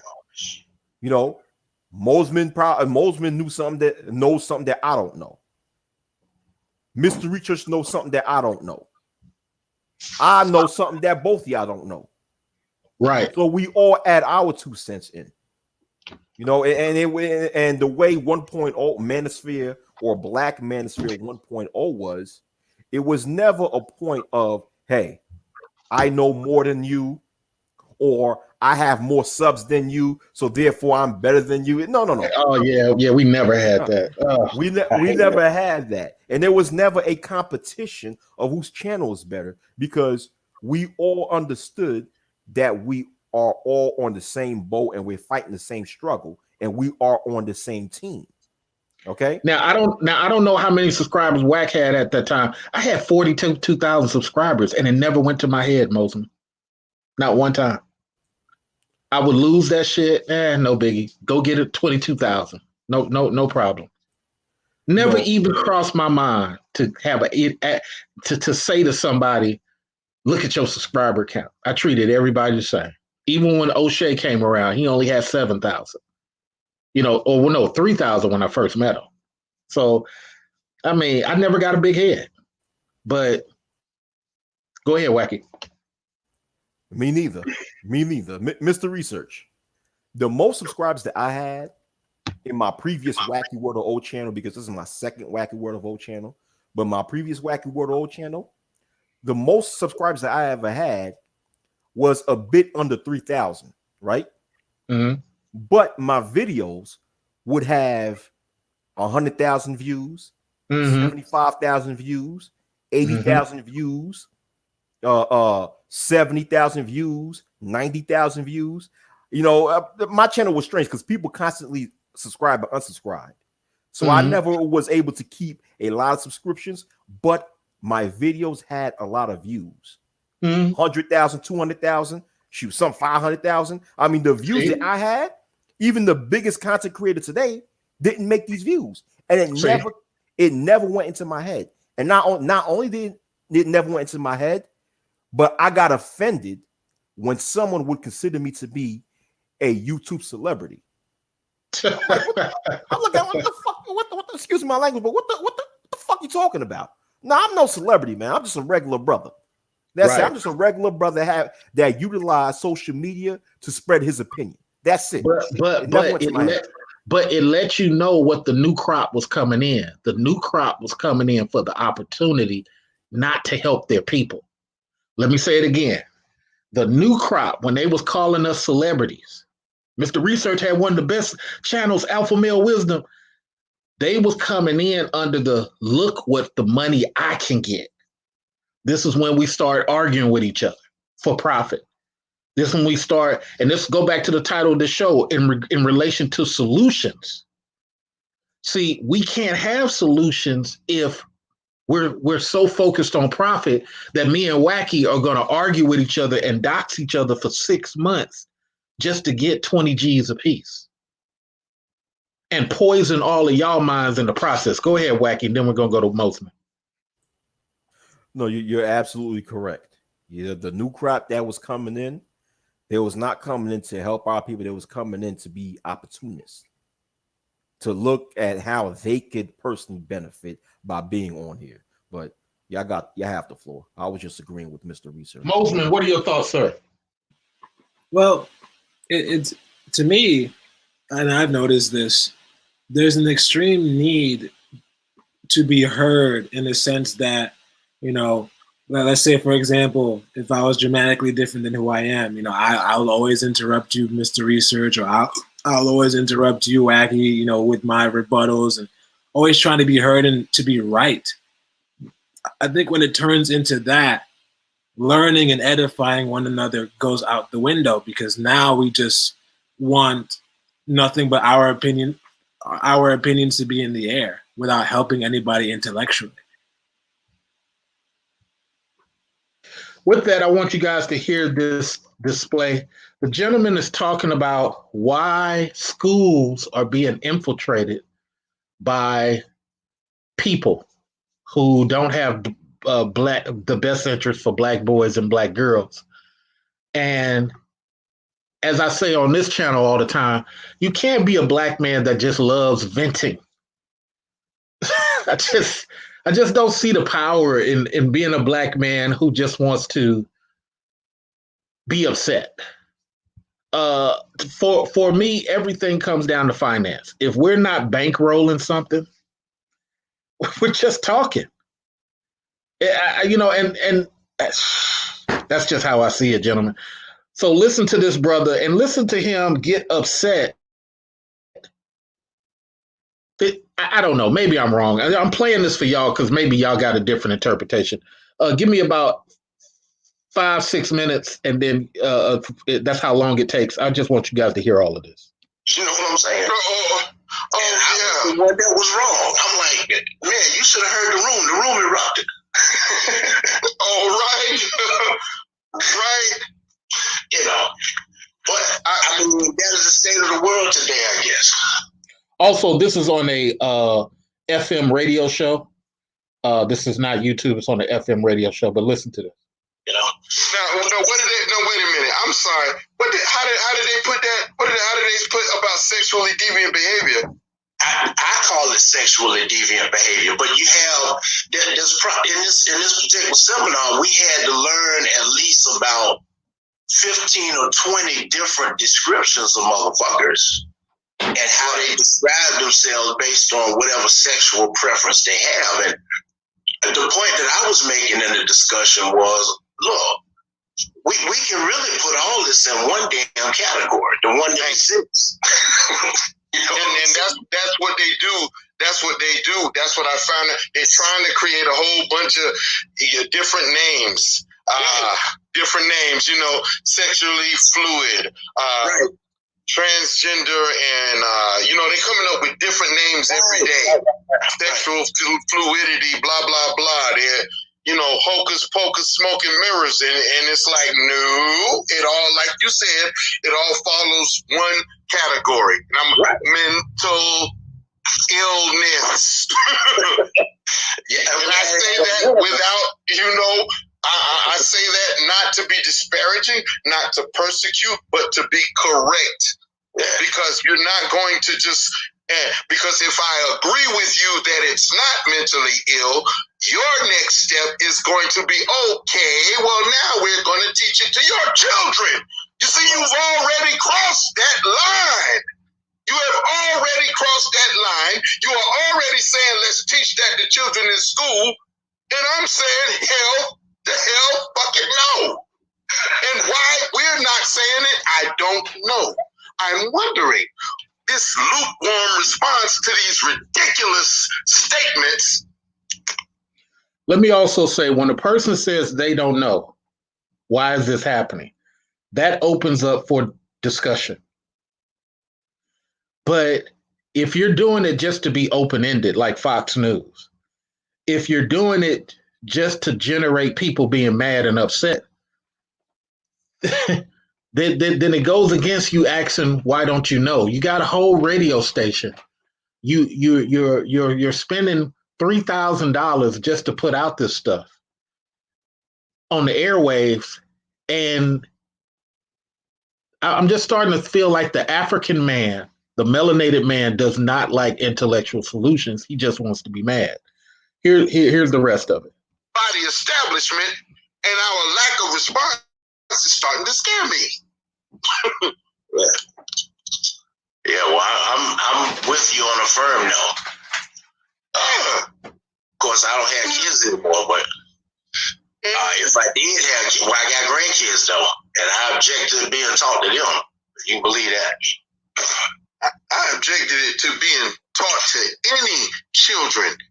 Children do not need to be hearing about that. yeah, They absolutely not. Oh, they need to understand. What they need to understand? They need to understand not to first of all, if they're going to understand anything, they're going to understand what they should naturally understand it as, mentally illness. Why do you? Because what you're trying to do is to, on the low, coerce them into it. They need to make more that are like that so that that condition can seem normal. You see what I'm saying? right. And this is apparently what they're doing. They want to make that condition seem normal. And at our expense, at the expense of our children, at the expense of our society, at the cost is too great. The cost is too great because if you make that normal and that becomes normal, and then that's going to stop the reproduction of the human race, and as well as other. The defect is going to spill out into so many other arenas. That's going to lead to the pedophilia, so on and so on and so on. Bestiality. It's all the same. Bestiality. So if we are to be a sane society, if we're considering ourselves sane, conscious, woke, or whatever the word is, halfway righteous, somewhat righteous at all, we're supposed to say hell to the fucking no. We're not going to do that just to make you feel comfortable just because something is wrong with you. Now, what I dislike with brothers, they use the argument of what you doing ain't right, white man. What you doing ain't right, lesbian. And you need to realize you sick. That's not going to stop them people from doing what this is war. This is chess. This is Japanese Go. This is war. This is not about trying to get them to understand their faults. You're not going to. White people come in the black community and befriend us just like the bishops and priests and Father John befriended the Native Americans, the Africans, the Latinos, and then ultimately use them in the end. That's the tactic.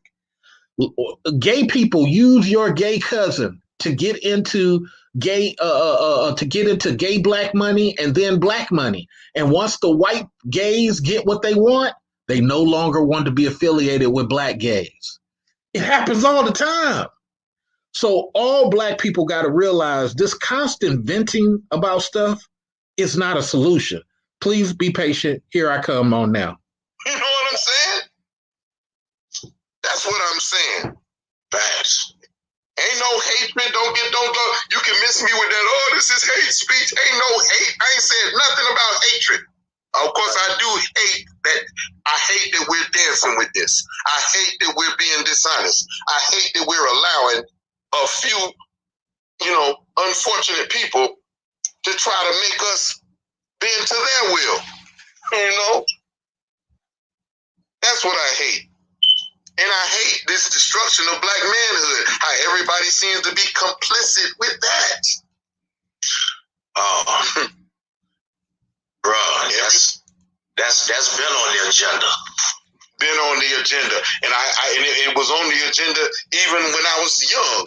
I've been letting it slide. I'm starting to tie the knots together. That's why I'm always that's why I fired Jesus a long time ago. I said I fired Jesus a long time ago. I fired that white boy a long time ago. Yo, we got Sly Letre, aka Mr. Research. He's in the building. You there? What's going on, gentlemen? Peace and blessings. What's up? What's up, brother? All right. So, being that everybody agrees, I wanted to be helpful. So let me try to be helpful, if you don't mind. First, let me give you the solution before I address what respectfully you gentlemen have put forward. My solution is I went and got involved with the Black Teachers Program in my city, just so I can understand the system, how it works, why it works. My first solution, panel, I did more than talk. I was very tired that Saturday morning.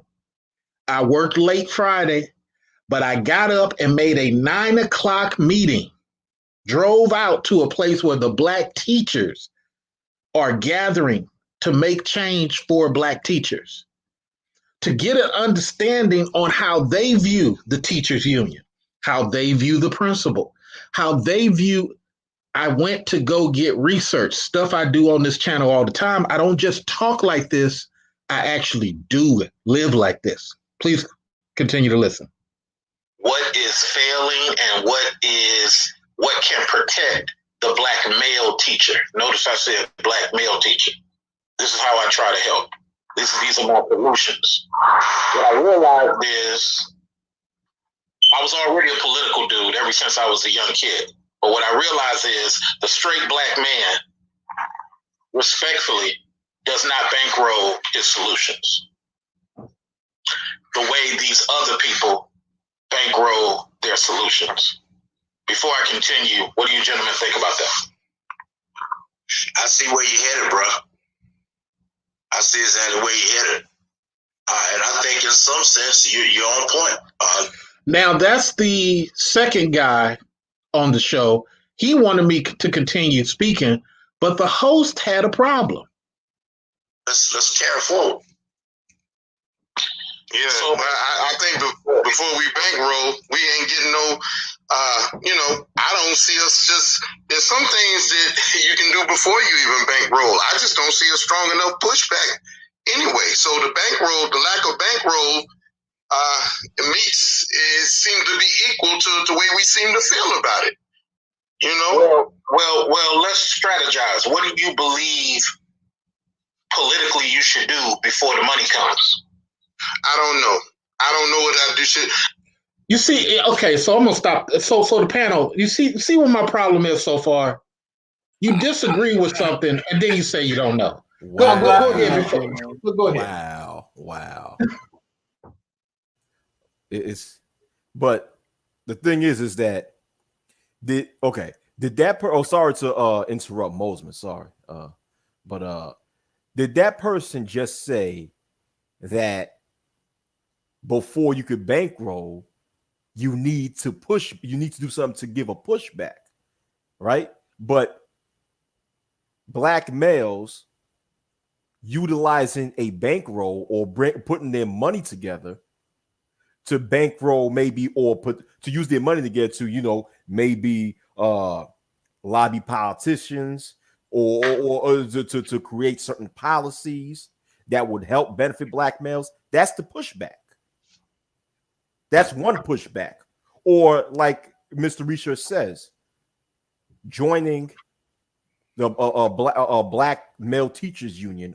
I'm sorry if basically that's what you stated in that radio station in context, joining a union or no, not a union, but an organization, and speak with the people that work within public education to see how public education is being orchestrated, for so you could be able to put your foot in with other like-minded brothers to change the situation. That's the pushback. And the radio host is saying, well, before you do that, you need to do something to give a pushback. It's like, but that's the pushback. Hold on, let's hear Mosman. Mosman. That's too solution oriented. Man. What the fuck, dude? I don't know. I'm gonna mute back up. But let me hold on. We can blame black women all we want to, black men. We can blame white people all we want to.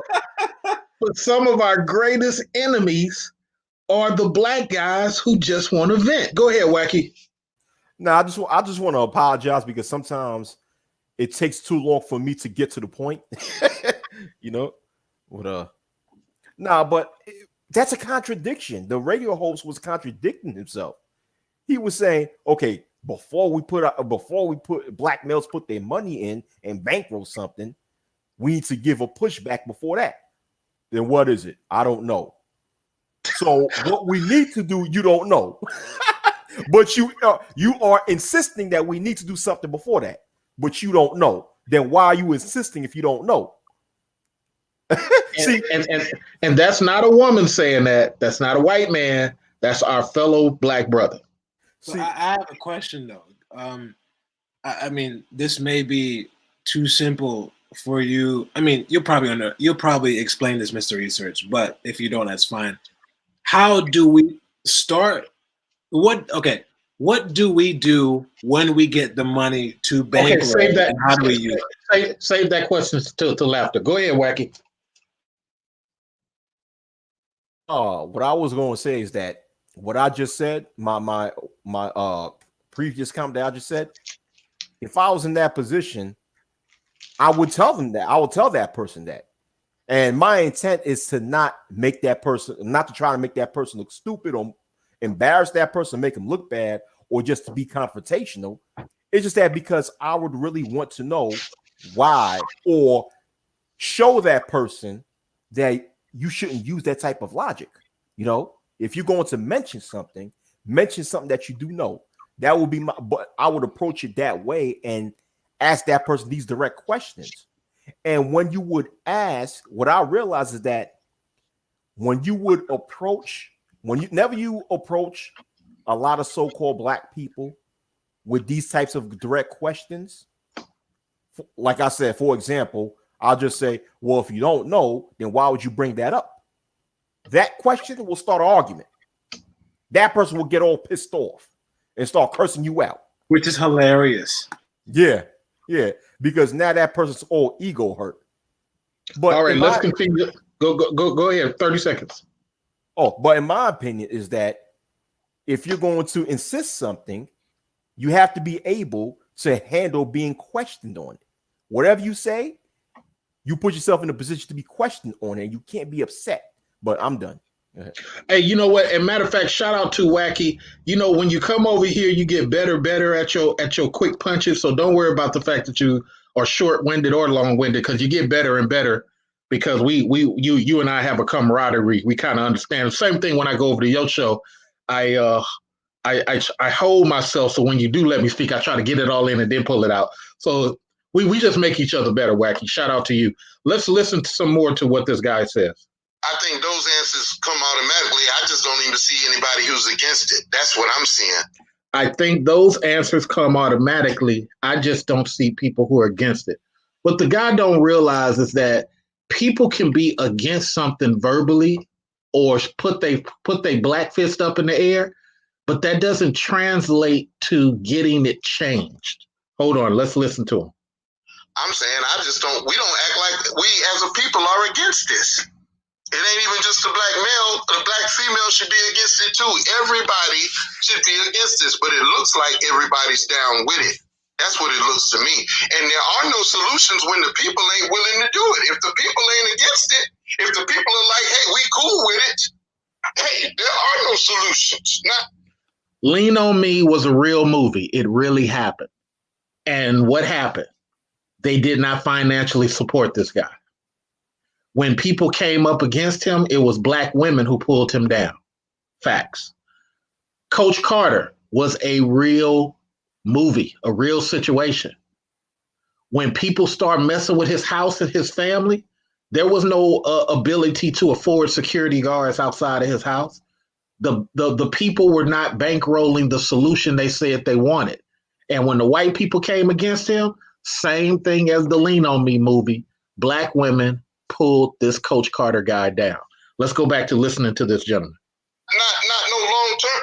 There are no real solutions if everybody's down with that, and that seems to be what everybody seems to be saying to me. They're down with it.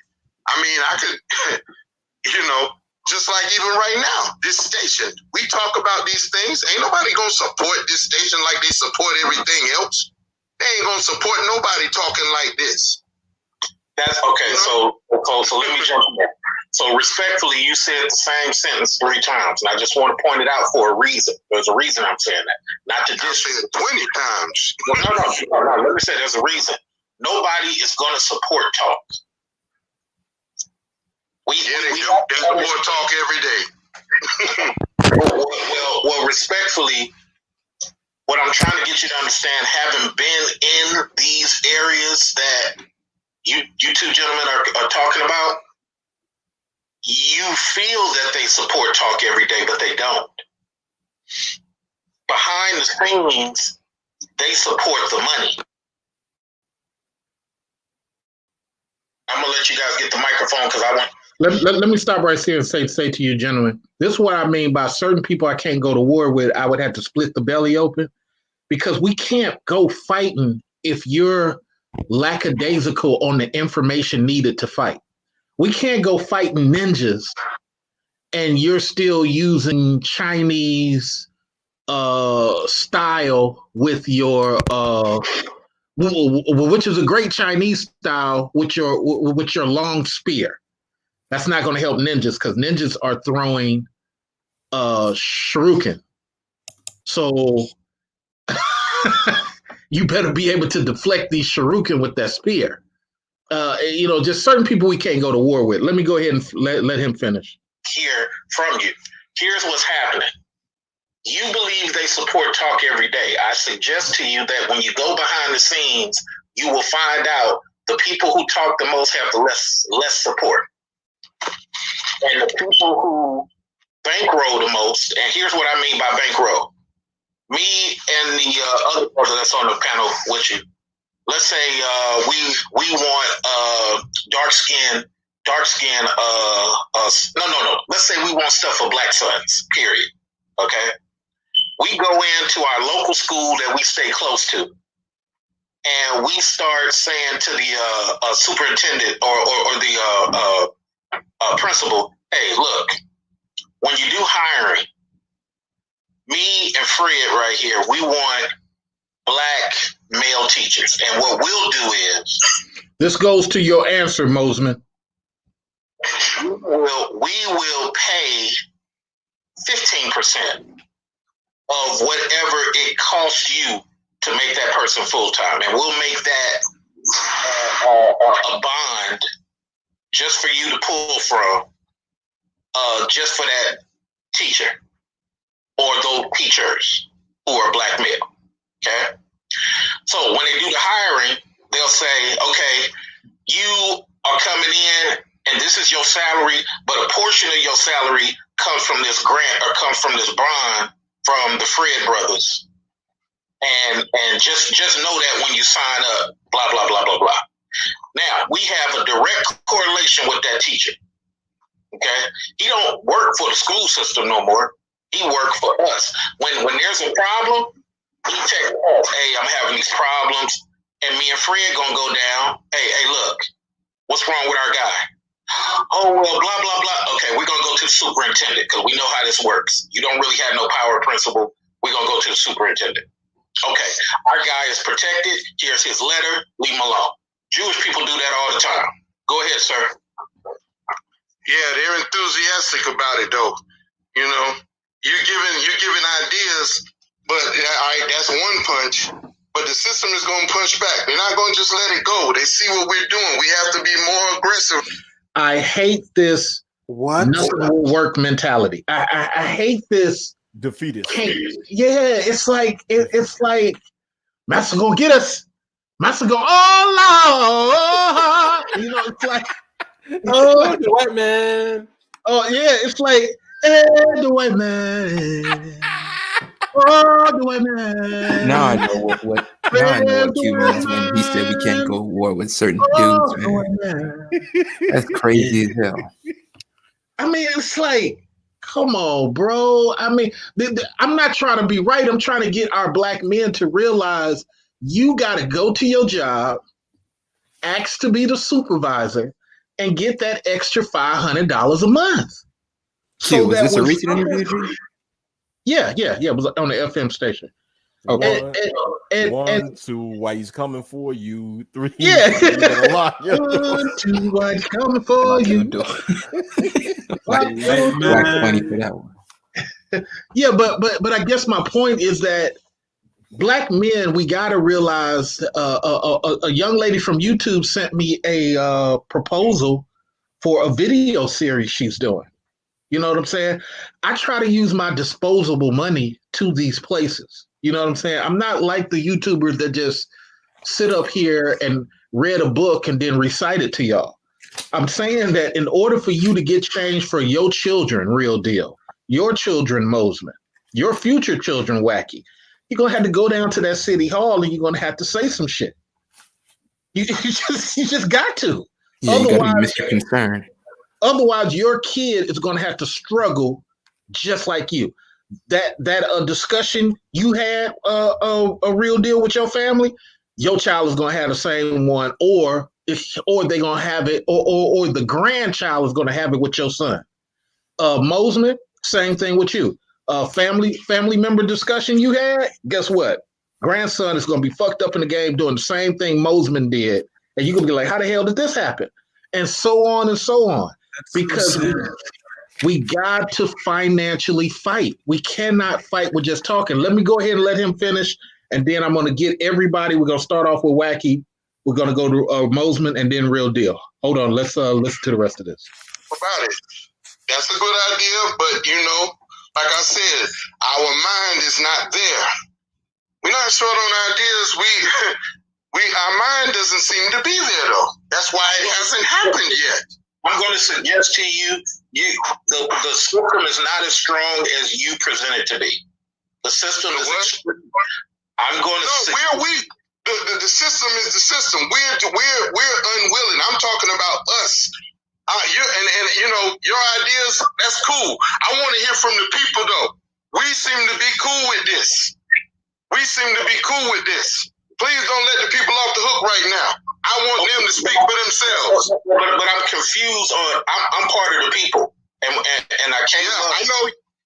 Okay, so what do you want? It's not all the people. I want to hear some more. I want to hear some more from the people. You're presenting an idea. I want to hear from the people how they feel about this. Please don't try to clog it up with just your idea. And you know, I want to hear from the people. I heard your idea. All right, that's a good idea. It's a good idea, bro. But it doesn't short down. So my question. Please don't try to clog it up with your idea. Nobody called into the show prior. It took like 20 minutes for somebody to actually call into the show later. So you had a lot of dead time where the host was just talking to himself. But this is what we do as black males. Is you want to hear people just complain? No, I want to hear how people feel about this. It ain't about just complaining. You see the trick, Brother Wayne. We got your idea. I heard you. I got you, man. Okay, I want to hear from the people. So we want to hear from the people, bro. We get ready. I want the people. You see how he repeating the same thing over and over again? I don't want nobody else to talk. So at this point, I might as well drop off and let you just continue to do the echo chamber. To call up and tell me because we seem to be down with this. Period. Okay. Let me calling out a few ideas like that is that's not answering my question. That's not answering your question. You don't know, but that's not answering your question. We're not saying nothing. You can't answer that question, brother. You can only speak for yourself. Okay, I understand you trying to shut me down and make me say. I'm not trying to shut you down. I'm not trying to shut you down at all. It looks like you're trying to shut me down. No, you repeat over again. I'm going to continue to repeat it. I'm going to repeat it, bro. That's what I'm going to do until some other people weigh in. I want to hear from more than just you, bro. That's what I'm saying. I want to hear from more than just you. You understand that? Let me let the echo chamber continue. I appreciate it much. Okay. Thank you, brother. Thank you for your input. Thank you. I want to hear from the people though. Y'all ain't off the hook with that. We've been cool with it. And if the echo chamber is bothering you, brother, ain't nobody making you listen to this broadcast. You can click off at any time. You can hang up. You can be on about your solutions. Haven't I already hung up at this point? So what's the point of even saying this? Hold on. Go Mary way. You don't have to listen to this echo chamber. Y'all see how that goes? He's trying to shut it down. I'm asking the people to weigh in. Why are y'all quiet? Huh? Because nobody listening. Cousin came in and said, hey, I'm with y'all. Who else is with us? That smoke alarm. And then somebody will come with us trying to shut it down. That's what he's trying to do. Shut me down. Which solution? Shut this question down. I want to hear from the people. Where y'all at? The silence speaks volumes, though. The silence speaks volumes. No, it don't. So I kind of wish that brother would have stuck around for a minute. You know what? I wanted to raise a point, but I didn't get to raise it. But it's all good. Maybe still raise it. Yeah, he might still be listening. Well, you can speak on it. Raise it. Go ahead and raise it. Well, the point I was going to raise, kind of in conjunction with what the two of y'all were saying, underlying both of your positions was the lack of numbers. In cases like this brother was talking about, it requires numbers. And in your case, you're asking for numbers as well.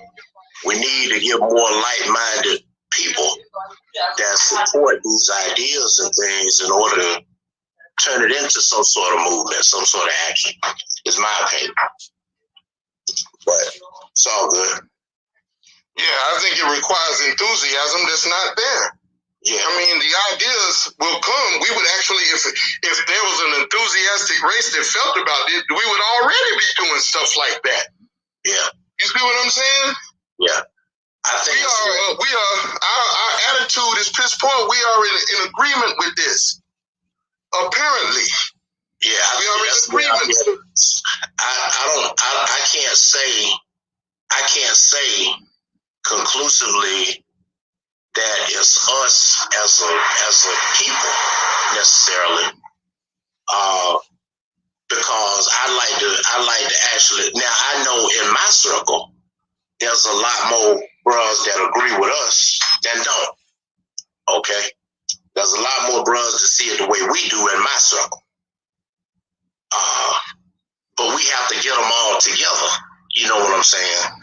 And then we have a much more dynamic discussion, in my opinion. That's just how I feel about it. Well, I think that those who agree need to be more vocal. We're not vocal and we're not active enough. Because the proof is in the pudding. The rap music is all on the radio. It's taking over. It's making it commonplace for you to walk around with your pants hanging off your butt. It's commonplace. Wasn't I just vocal? Didn't I just point out I was active? But you didn't want to hear none of that. Here's the last 30 seconds. The rap music keeps it that way. We talk about it as if it's something we have no control over, as if we can't shut it down, as if it's not our place to shut it down. We say it's getting the children as if we're not the supreme sovereign rulers of our households. Like we can't control with these children here on a regular and consistent basis. You know what I'm saying? We falling back. We letting it be. And the proof that we're letting it be is in the pudding. Is in the reality. It's been that way for a long time. It's time. And this is why we can't have stuff for Black Sons. We always get these guys who are angry and just want to stay in anger. You got to be intelligent. The panel is open for anybody. Just make sure we share the mic so anybody can speak. Go ahead, Rock.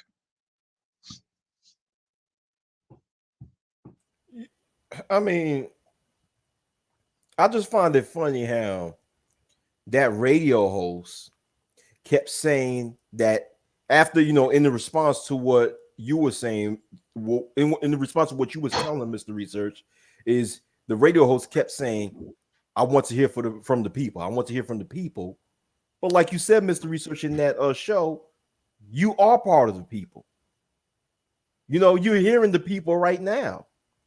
When C.A. Letre, aka Mr. Research, aka Alpha Male Wisdom, as a listener, as part of the audience, called the show and gave a response to what the host was complaining about.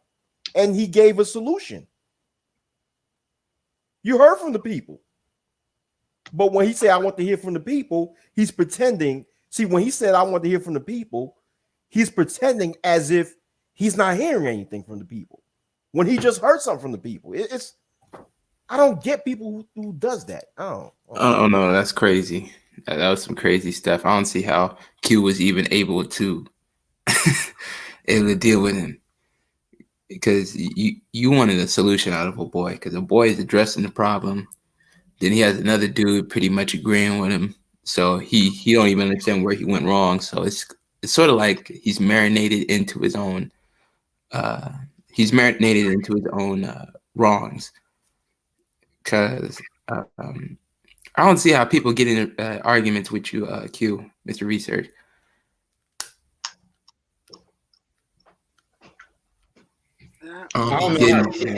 You're the most mellowest dude in the space.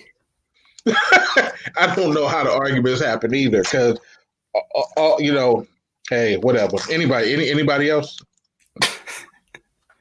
I found that to be highly entertaining. It's like I was just so dumbfounded by his yelling into the clouds, and then when the cloud came in, when the cloud came and talked to him, he refused to listen to what he wanted to hear. I got a question for you, Mosman. What's up? Did you get the vibe, or am I the only one that he just wanted to argue just to be arguing?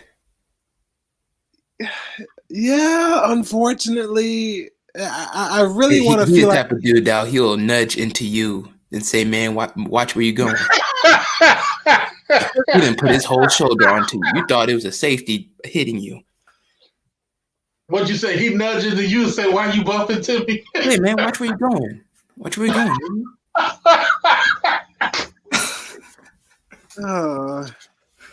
It's one of the problems, because I'm like, man, with oh boy, that was logical and actually pragmatic in a way of thinking, because we got to be pragmatic, because if the old format ain't working, we need a new format that's based on common sense, logic, and also strategy. My favorite part was how you came in and immediately provided solutions, Mr. Research. That was lovely. A pragmatic solution. And he just act like, well, you just got this out of your ass, Mr. Research. Because he did, right? You just got this out of your ass, Mr. Research. You ain't no statistician. You know what? Wacky. In my prior comment, I said I don't know how people think like that. So let me correct myself. I do understand how and why people think like that, because some people just want to. Some people just want to sensationalize things. Some people would speak just to create sensationalism. Their intent is not to create any solutions whatsoever. Like, and you see this within the manosphere and in so-called Black YouTube in general, where people bring up certain issues just to bring sensationalism, just to get people, like Mr. Research was pointing out earlier, to just have an emotional reaction out of it, but they don't want no solution because their whole show is based on sensationalism. Exactly. Once you bring the solutions, the sensationalism ends. And they don't want the sensationalism to end, because if they do, that's the end of their show. Show's over. I'm sorry. It's the one thing. It's the one thing white people have always told me about blacks that is very true. You black people don't believe in God and you don't believe in taking care of your children. Because if you did, we would see evidence. What were the other things? Oh man. That, you know what, Q? That someone actually told me that. Mm-hmm. After I just told him that I was Jewish, and he just went into this tangent and said the same thing and pretty much deflected on what was the main argument. Man, I don't get it, man. People say that they want to debate, but it just be nothing but. Here's the one thing white people have over black people. They are willing to take their extra money and influence their neighborhood. They're willing to take their extra money and bankroll their own solutions. We do have one or two black families willing to do that. Majority of them don't. And what happens is when you got all these other families doing that, we end up getting mad as black people when 5 years later, the laws are changed against us. Y'all just doing it because they moving into the neighborhood. No. They got together and they've been donating 3 G's every week. Every month. Because there's 10 families and they doing 300 300 a month into a mutual fund, and they using that mutual fund to get some Indian Pakistani teachers at their local school hired. This ain't a joke. Panel. One white dude told me he bought an insurance policy 6 years ago and cashed in last month. Well, that's another option. But Mosman, this goes to your answer. What do you do after you get the money? You bankroll your situation. Got to leverage it. Yeah, you go find your teachers. You find your superintendent of schools who's running for superintendent. I got a black man who just wants a seat on the board. I got to go down and shake hands with him and get on his email and Twitter list. But that's what you do, Mosman. Okay, that brings me up to another thing I was thinking about earlier. So, how would I link up with the cats at Jack and Jill? Because I'm trying to, stand next to people like that too. I'm trying to be progressive and learn about family legacy and stuff like that. I need to go where they are, and Jack and Jill seems pretty appealing if you know about it. I'm sure you do. Well. Here's the problem. Families don't like being around single folk. Yeah, because there's no vested interest for us. You're gonna leech off of us. But I want to contribute. How? By volunteering first? No. That's not valuable to us. Our children can do that. What the hell are you talking about? It doesn't matter. See, and that's what I try to tell people. Maybe Wacky will disagree. But this is what I try to tell people. We care about our kids. We care about our Germans, Black Germans, Indian Germans. We care about our Germans. We don't care about our German Americans like that. And you guys got to start understanding that. It's about monolithic groups. We don't like saying that. Oh, we don't want to all think alike. Think alike is not in the dictionary. Monolithic is system and organization. So if we're all German, and that's an Indian German and a Black German, we're all going to be German together before this German American. We don't care about this German American. Oh, but he's German too. He's not. But he's white. So what? He's not German. Mosman? Okay, well, that's clearly established now. So, in order for you to break in, you're going to have to, on your own, build and marry into it or date into it. Meaning that if there's some girl with some pimples, you might want to start befriending her so you can start getting invited to the events. And from there, you get to snooze and shake hands. So would that be the same with other, Black elites around Atlanta? Yeah, it's the same thing. Is their daughter? They always want their daughters to be exposed to somebody reputable. But you can't come from the I want to learn, I want to get on mindset, because that's a leech, and they think everybody trying to do that.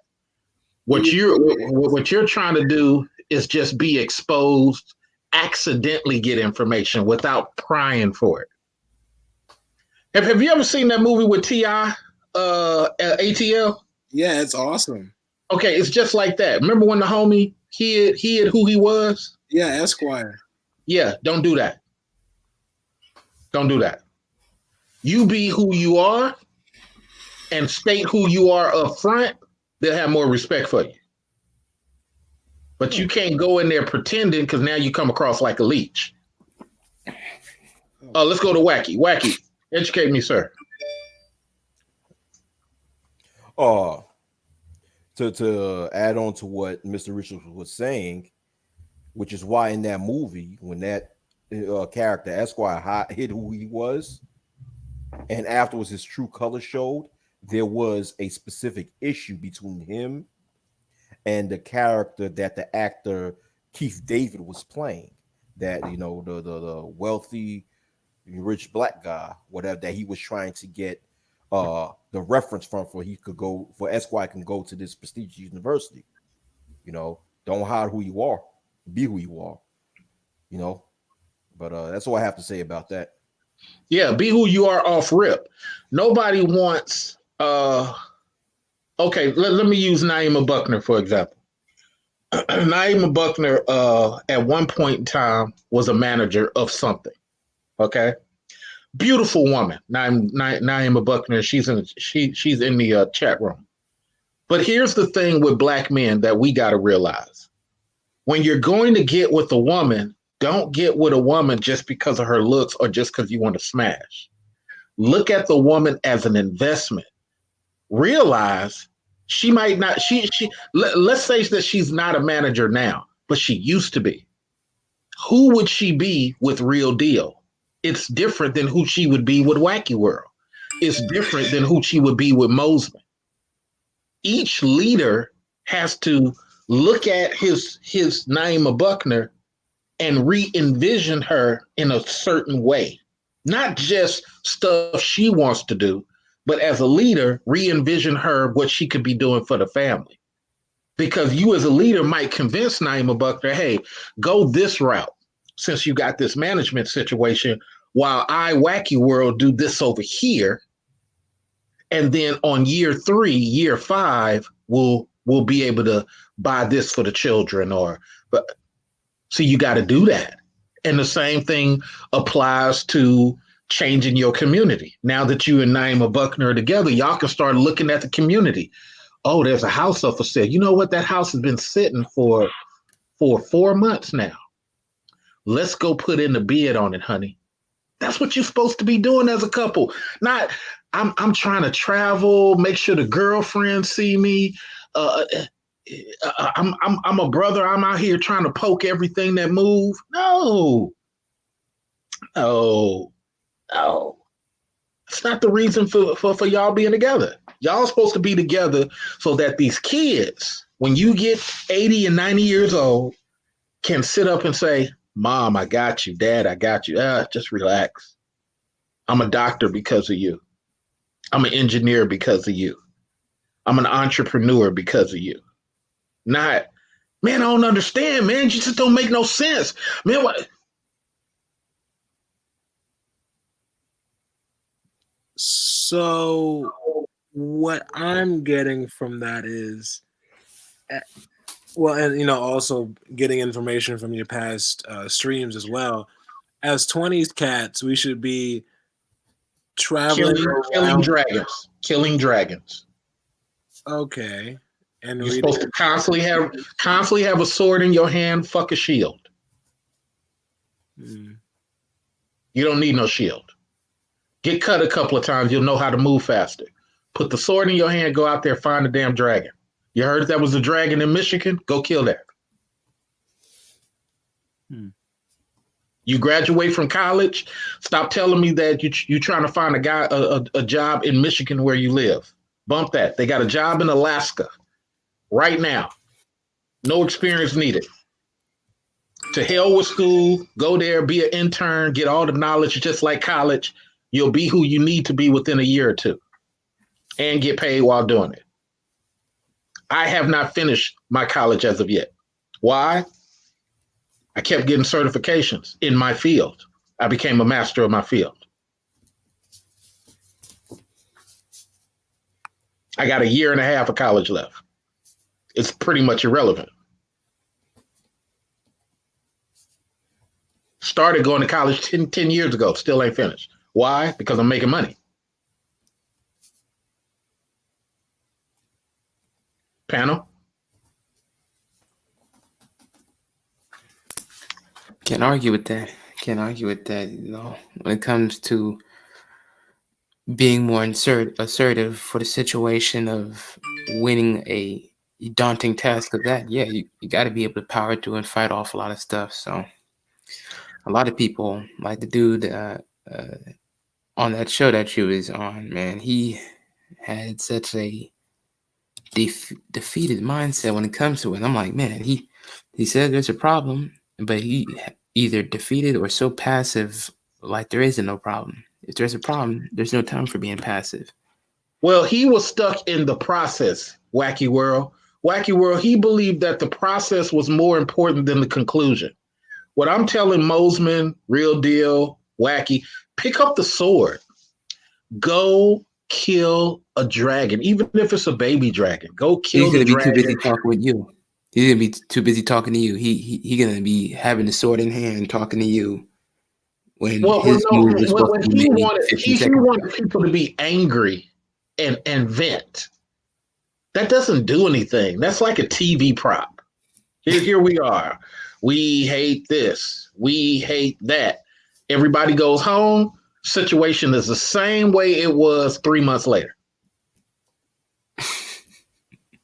Yeah. Just remember this.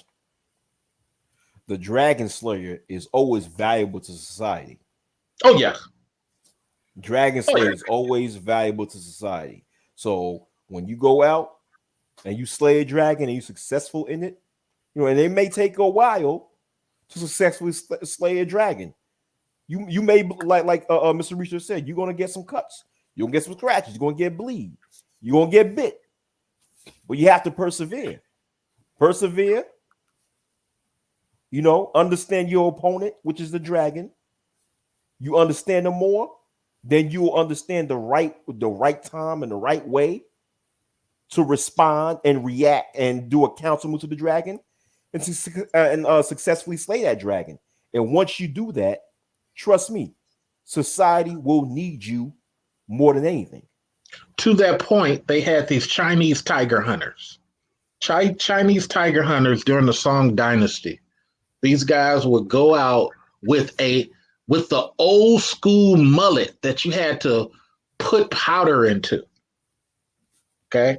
So your reload got to be quick. It got to be under 40 seconds. Okay? And they go out with these long muzzle, for distance shooting. But if you miss, tiger's coming.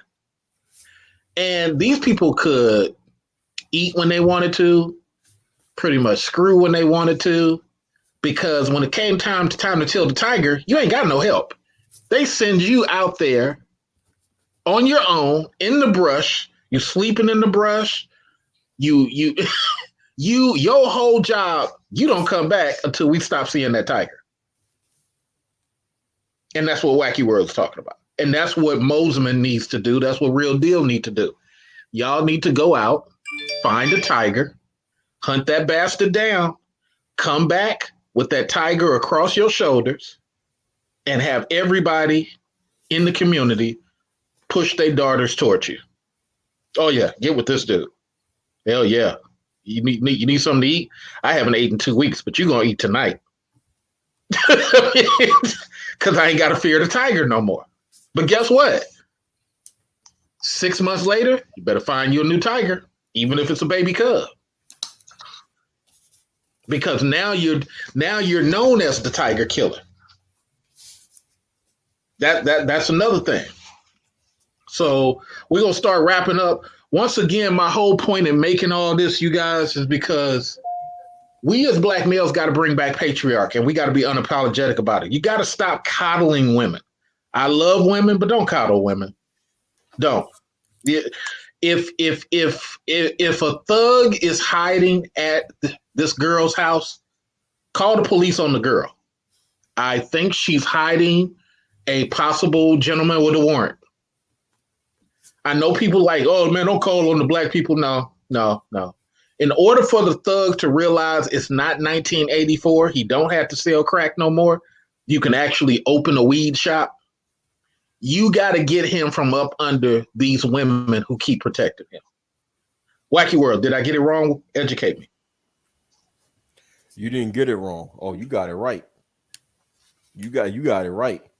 I suggested you're right, Mr. Research, but I remember a long time ago I suggested something else on how to get rid of the thug in the community, but people stated that I was too extreme, so I'll just leave it at that.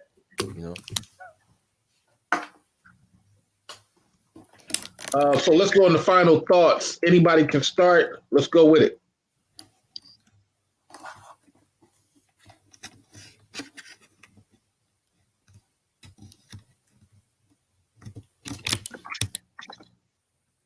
All right, I'll go first then. So my final thoughts are basically this, gentlemen.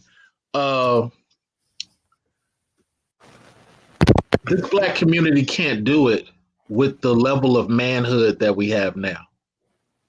This American community can't do it. We have to believe that the Gen Zs are going to save us because there's too many people pretending to achieve. And that's just not the case, man. I'm not harping down on nobody. I'm saying it because we got to start living in the reality. Biden has just approved 11 million immigrants who are going to have 6 million babies. Y'all playing. Minimum wage more than likely will drop lower than what it is, because most of y'all are in right to work states and all that. So if you're making $9 an hour, these jobs are going to start going down to $7 an hour. Why? Because they got slave labor here. 11 million people who are just going to be happy with a $5 an hour job. Y'all better start taking this stuff serious. And the thug is making it worse by his antics, because he's making black males look like we're unintelligent. And then, like that brother on the radio, black males just want to argue. You can't defeat nothing like that. Mr. Research is going to be protected. But, gentlemen, the homeless shelter is getting bigger and bigger, and there's nowhere to put people, so you got to go get a tent. A Walmart tent is $20. Y'all, we, and that's my final thing. The rest is on you guys. Gentlemen, I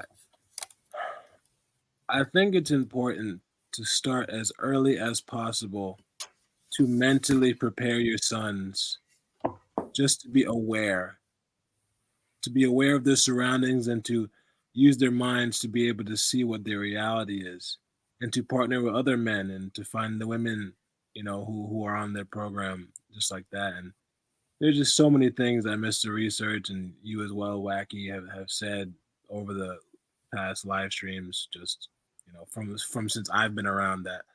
It's a lot for me to try to understand, especially as I remember back, when I was raised by, my mom, a lot of things weren't taught to me. So it's not that it's an excuse, but it's just like, okay, how and where do we find these people to connect with who are actually serious, who we don't have to slash their bellies before we go to war? And that's all, unless there's conversation or questions after that.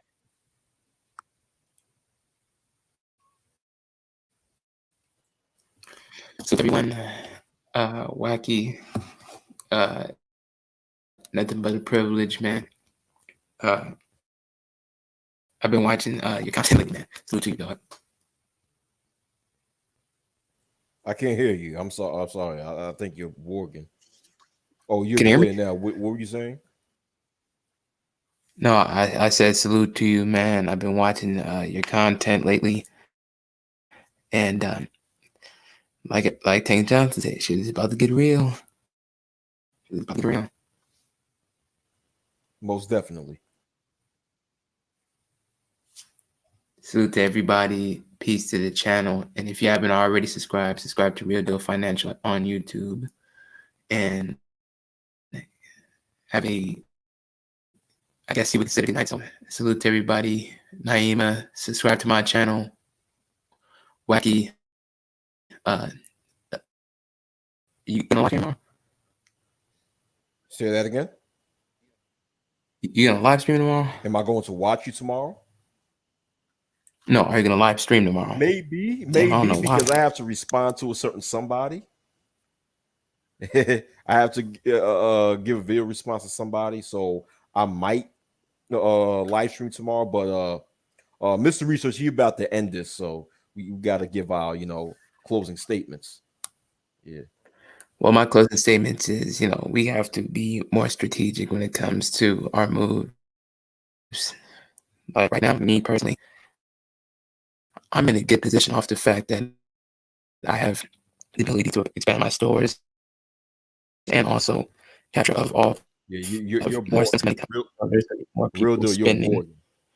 I capture those payments, so I pretty much just move on forward into providing a solid foundation. So my future kids, they'll be stable. I don't know, my shit be bored All again. right. Yeah, you're bored. All right, peace, peace, real deal, peace. My final, I'm the last one, last but not least. My closing statements is, thank you, Mr. Research, for inviting me on here on your panel. It's always great to speak with you, and much respect to much respect to everyone else on the panel, Mosman, Bo Diddley, Real Deal, and much respect to everybody on the chat. And C, I'm to a point where, listen, I've been on YouTube as a content creator for almost 14 years now. Ever since I was 22 years old, saying the same stuff, telling mainly so-called black males the same stuff that we're talking about right now. So I'm to a point where if so-called black males, especially in America, do not see the writing on the wall or not willing to change the writing on the wall, then I have nothing to say to them aside from goodbye, Have a nice day. Have a nice life. That's my mindset right now. So my mindset is that if you don't see the writing on the wall, nor willing to change the writing on the wall, I have nothing to say to you. You know, because we should, all these things that's been going on, especially within this past year or last year, as we say, that so-called black males, we need to wake up and realize that our positioning in the society and how we need to focus on advancing our positioning in society. And if people have all these excuses and try to dismiss the fact that we need to advance our positioning in this society, then I have nothing to say to them aside from goodbye. So everybody that's listening, thank you. And you guys have a good night. Shalom.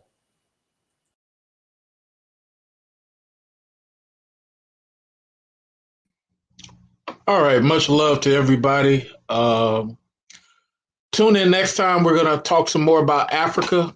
I had to give that smoke to ADOS Americans because we got to change our ways. But Africans, we got to have that discussion too. Much love, and I'll talk to you guys soon. I'm going to get some sleep so I can get to work. Peace.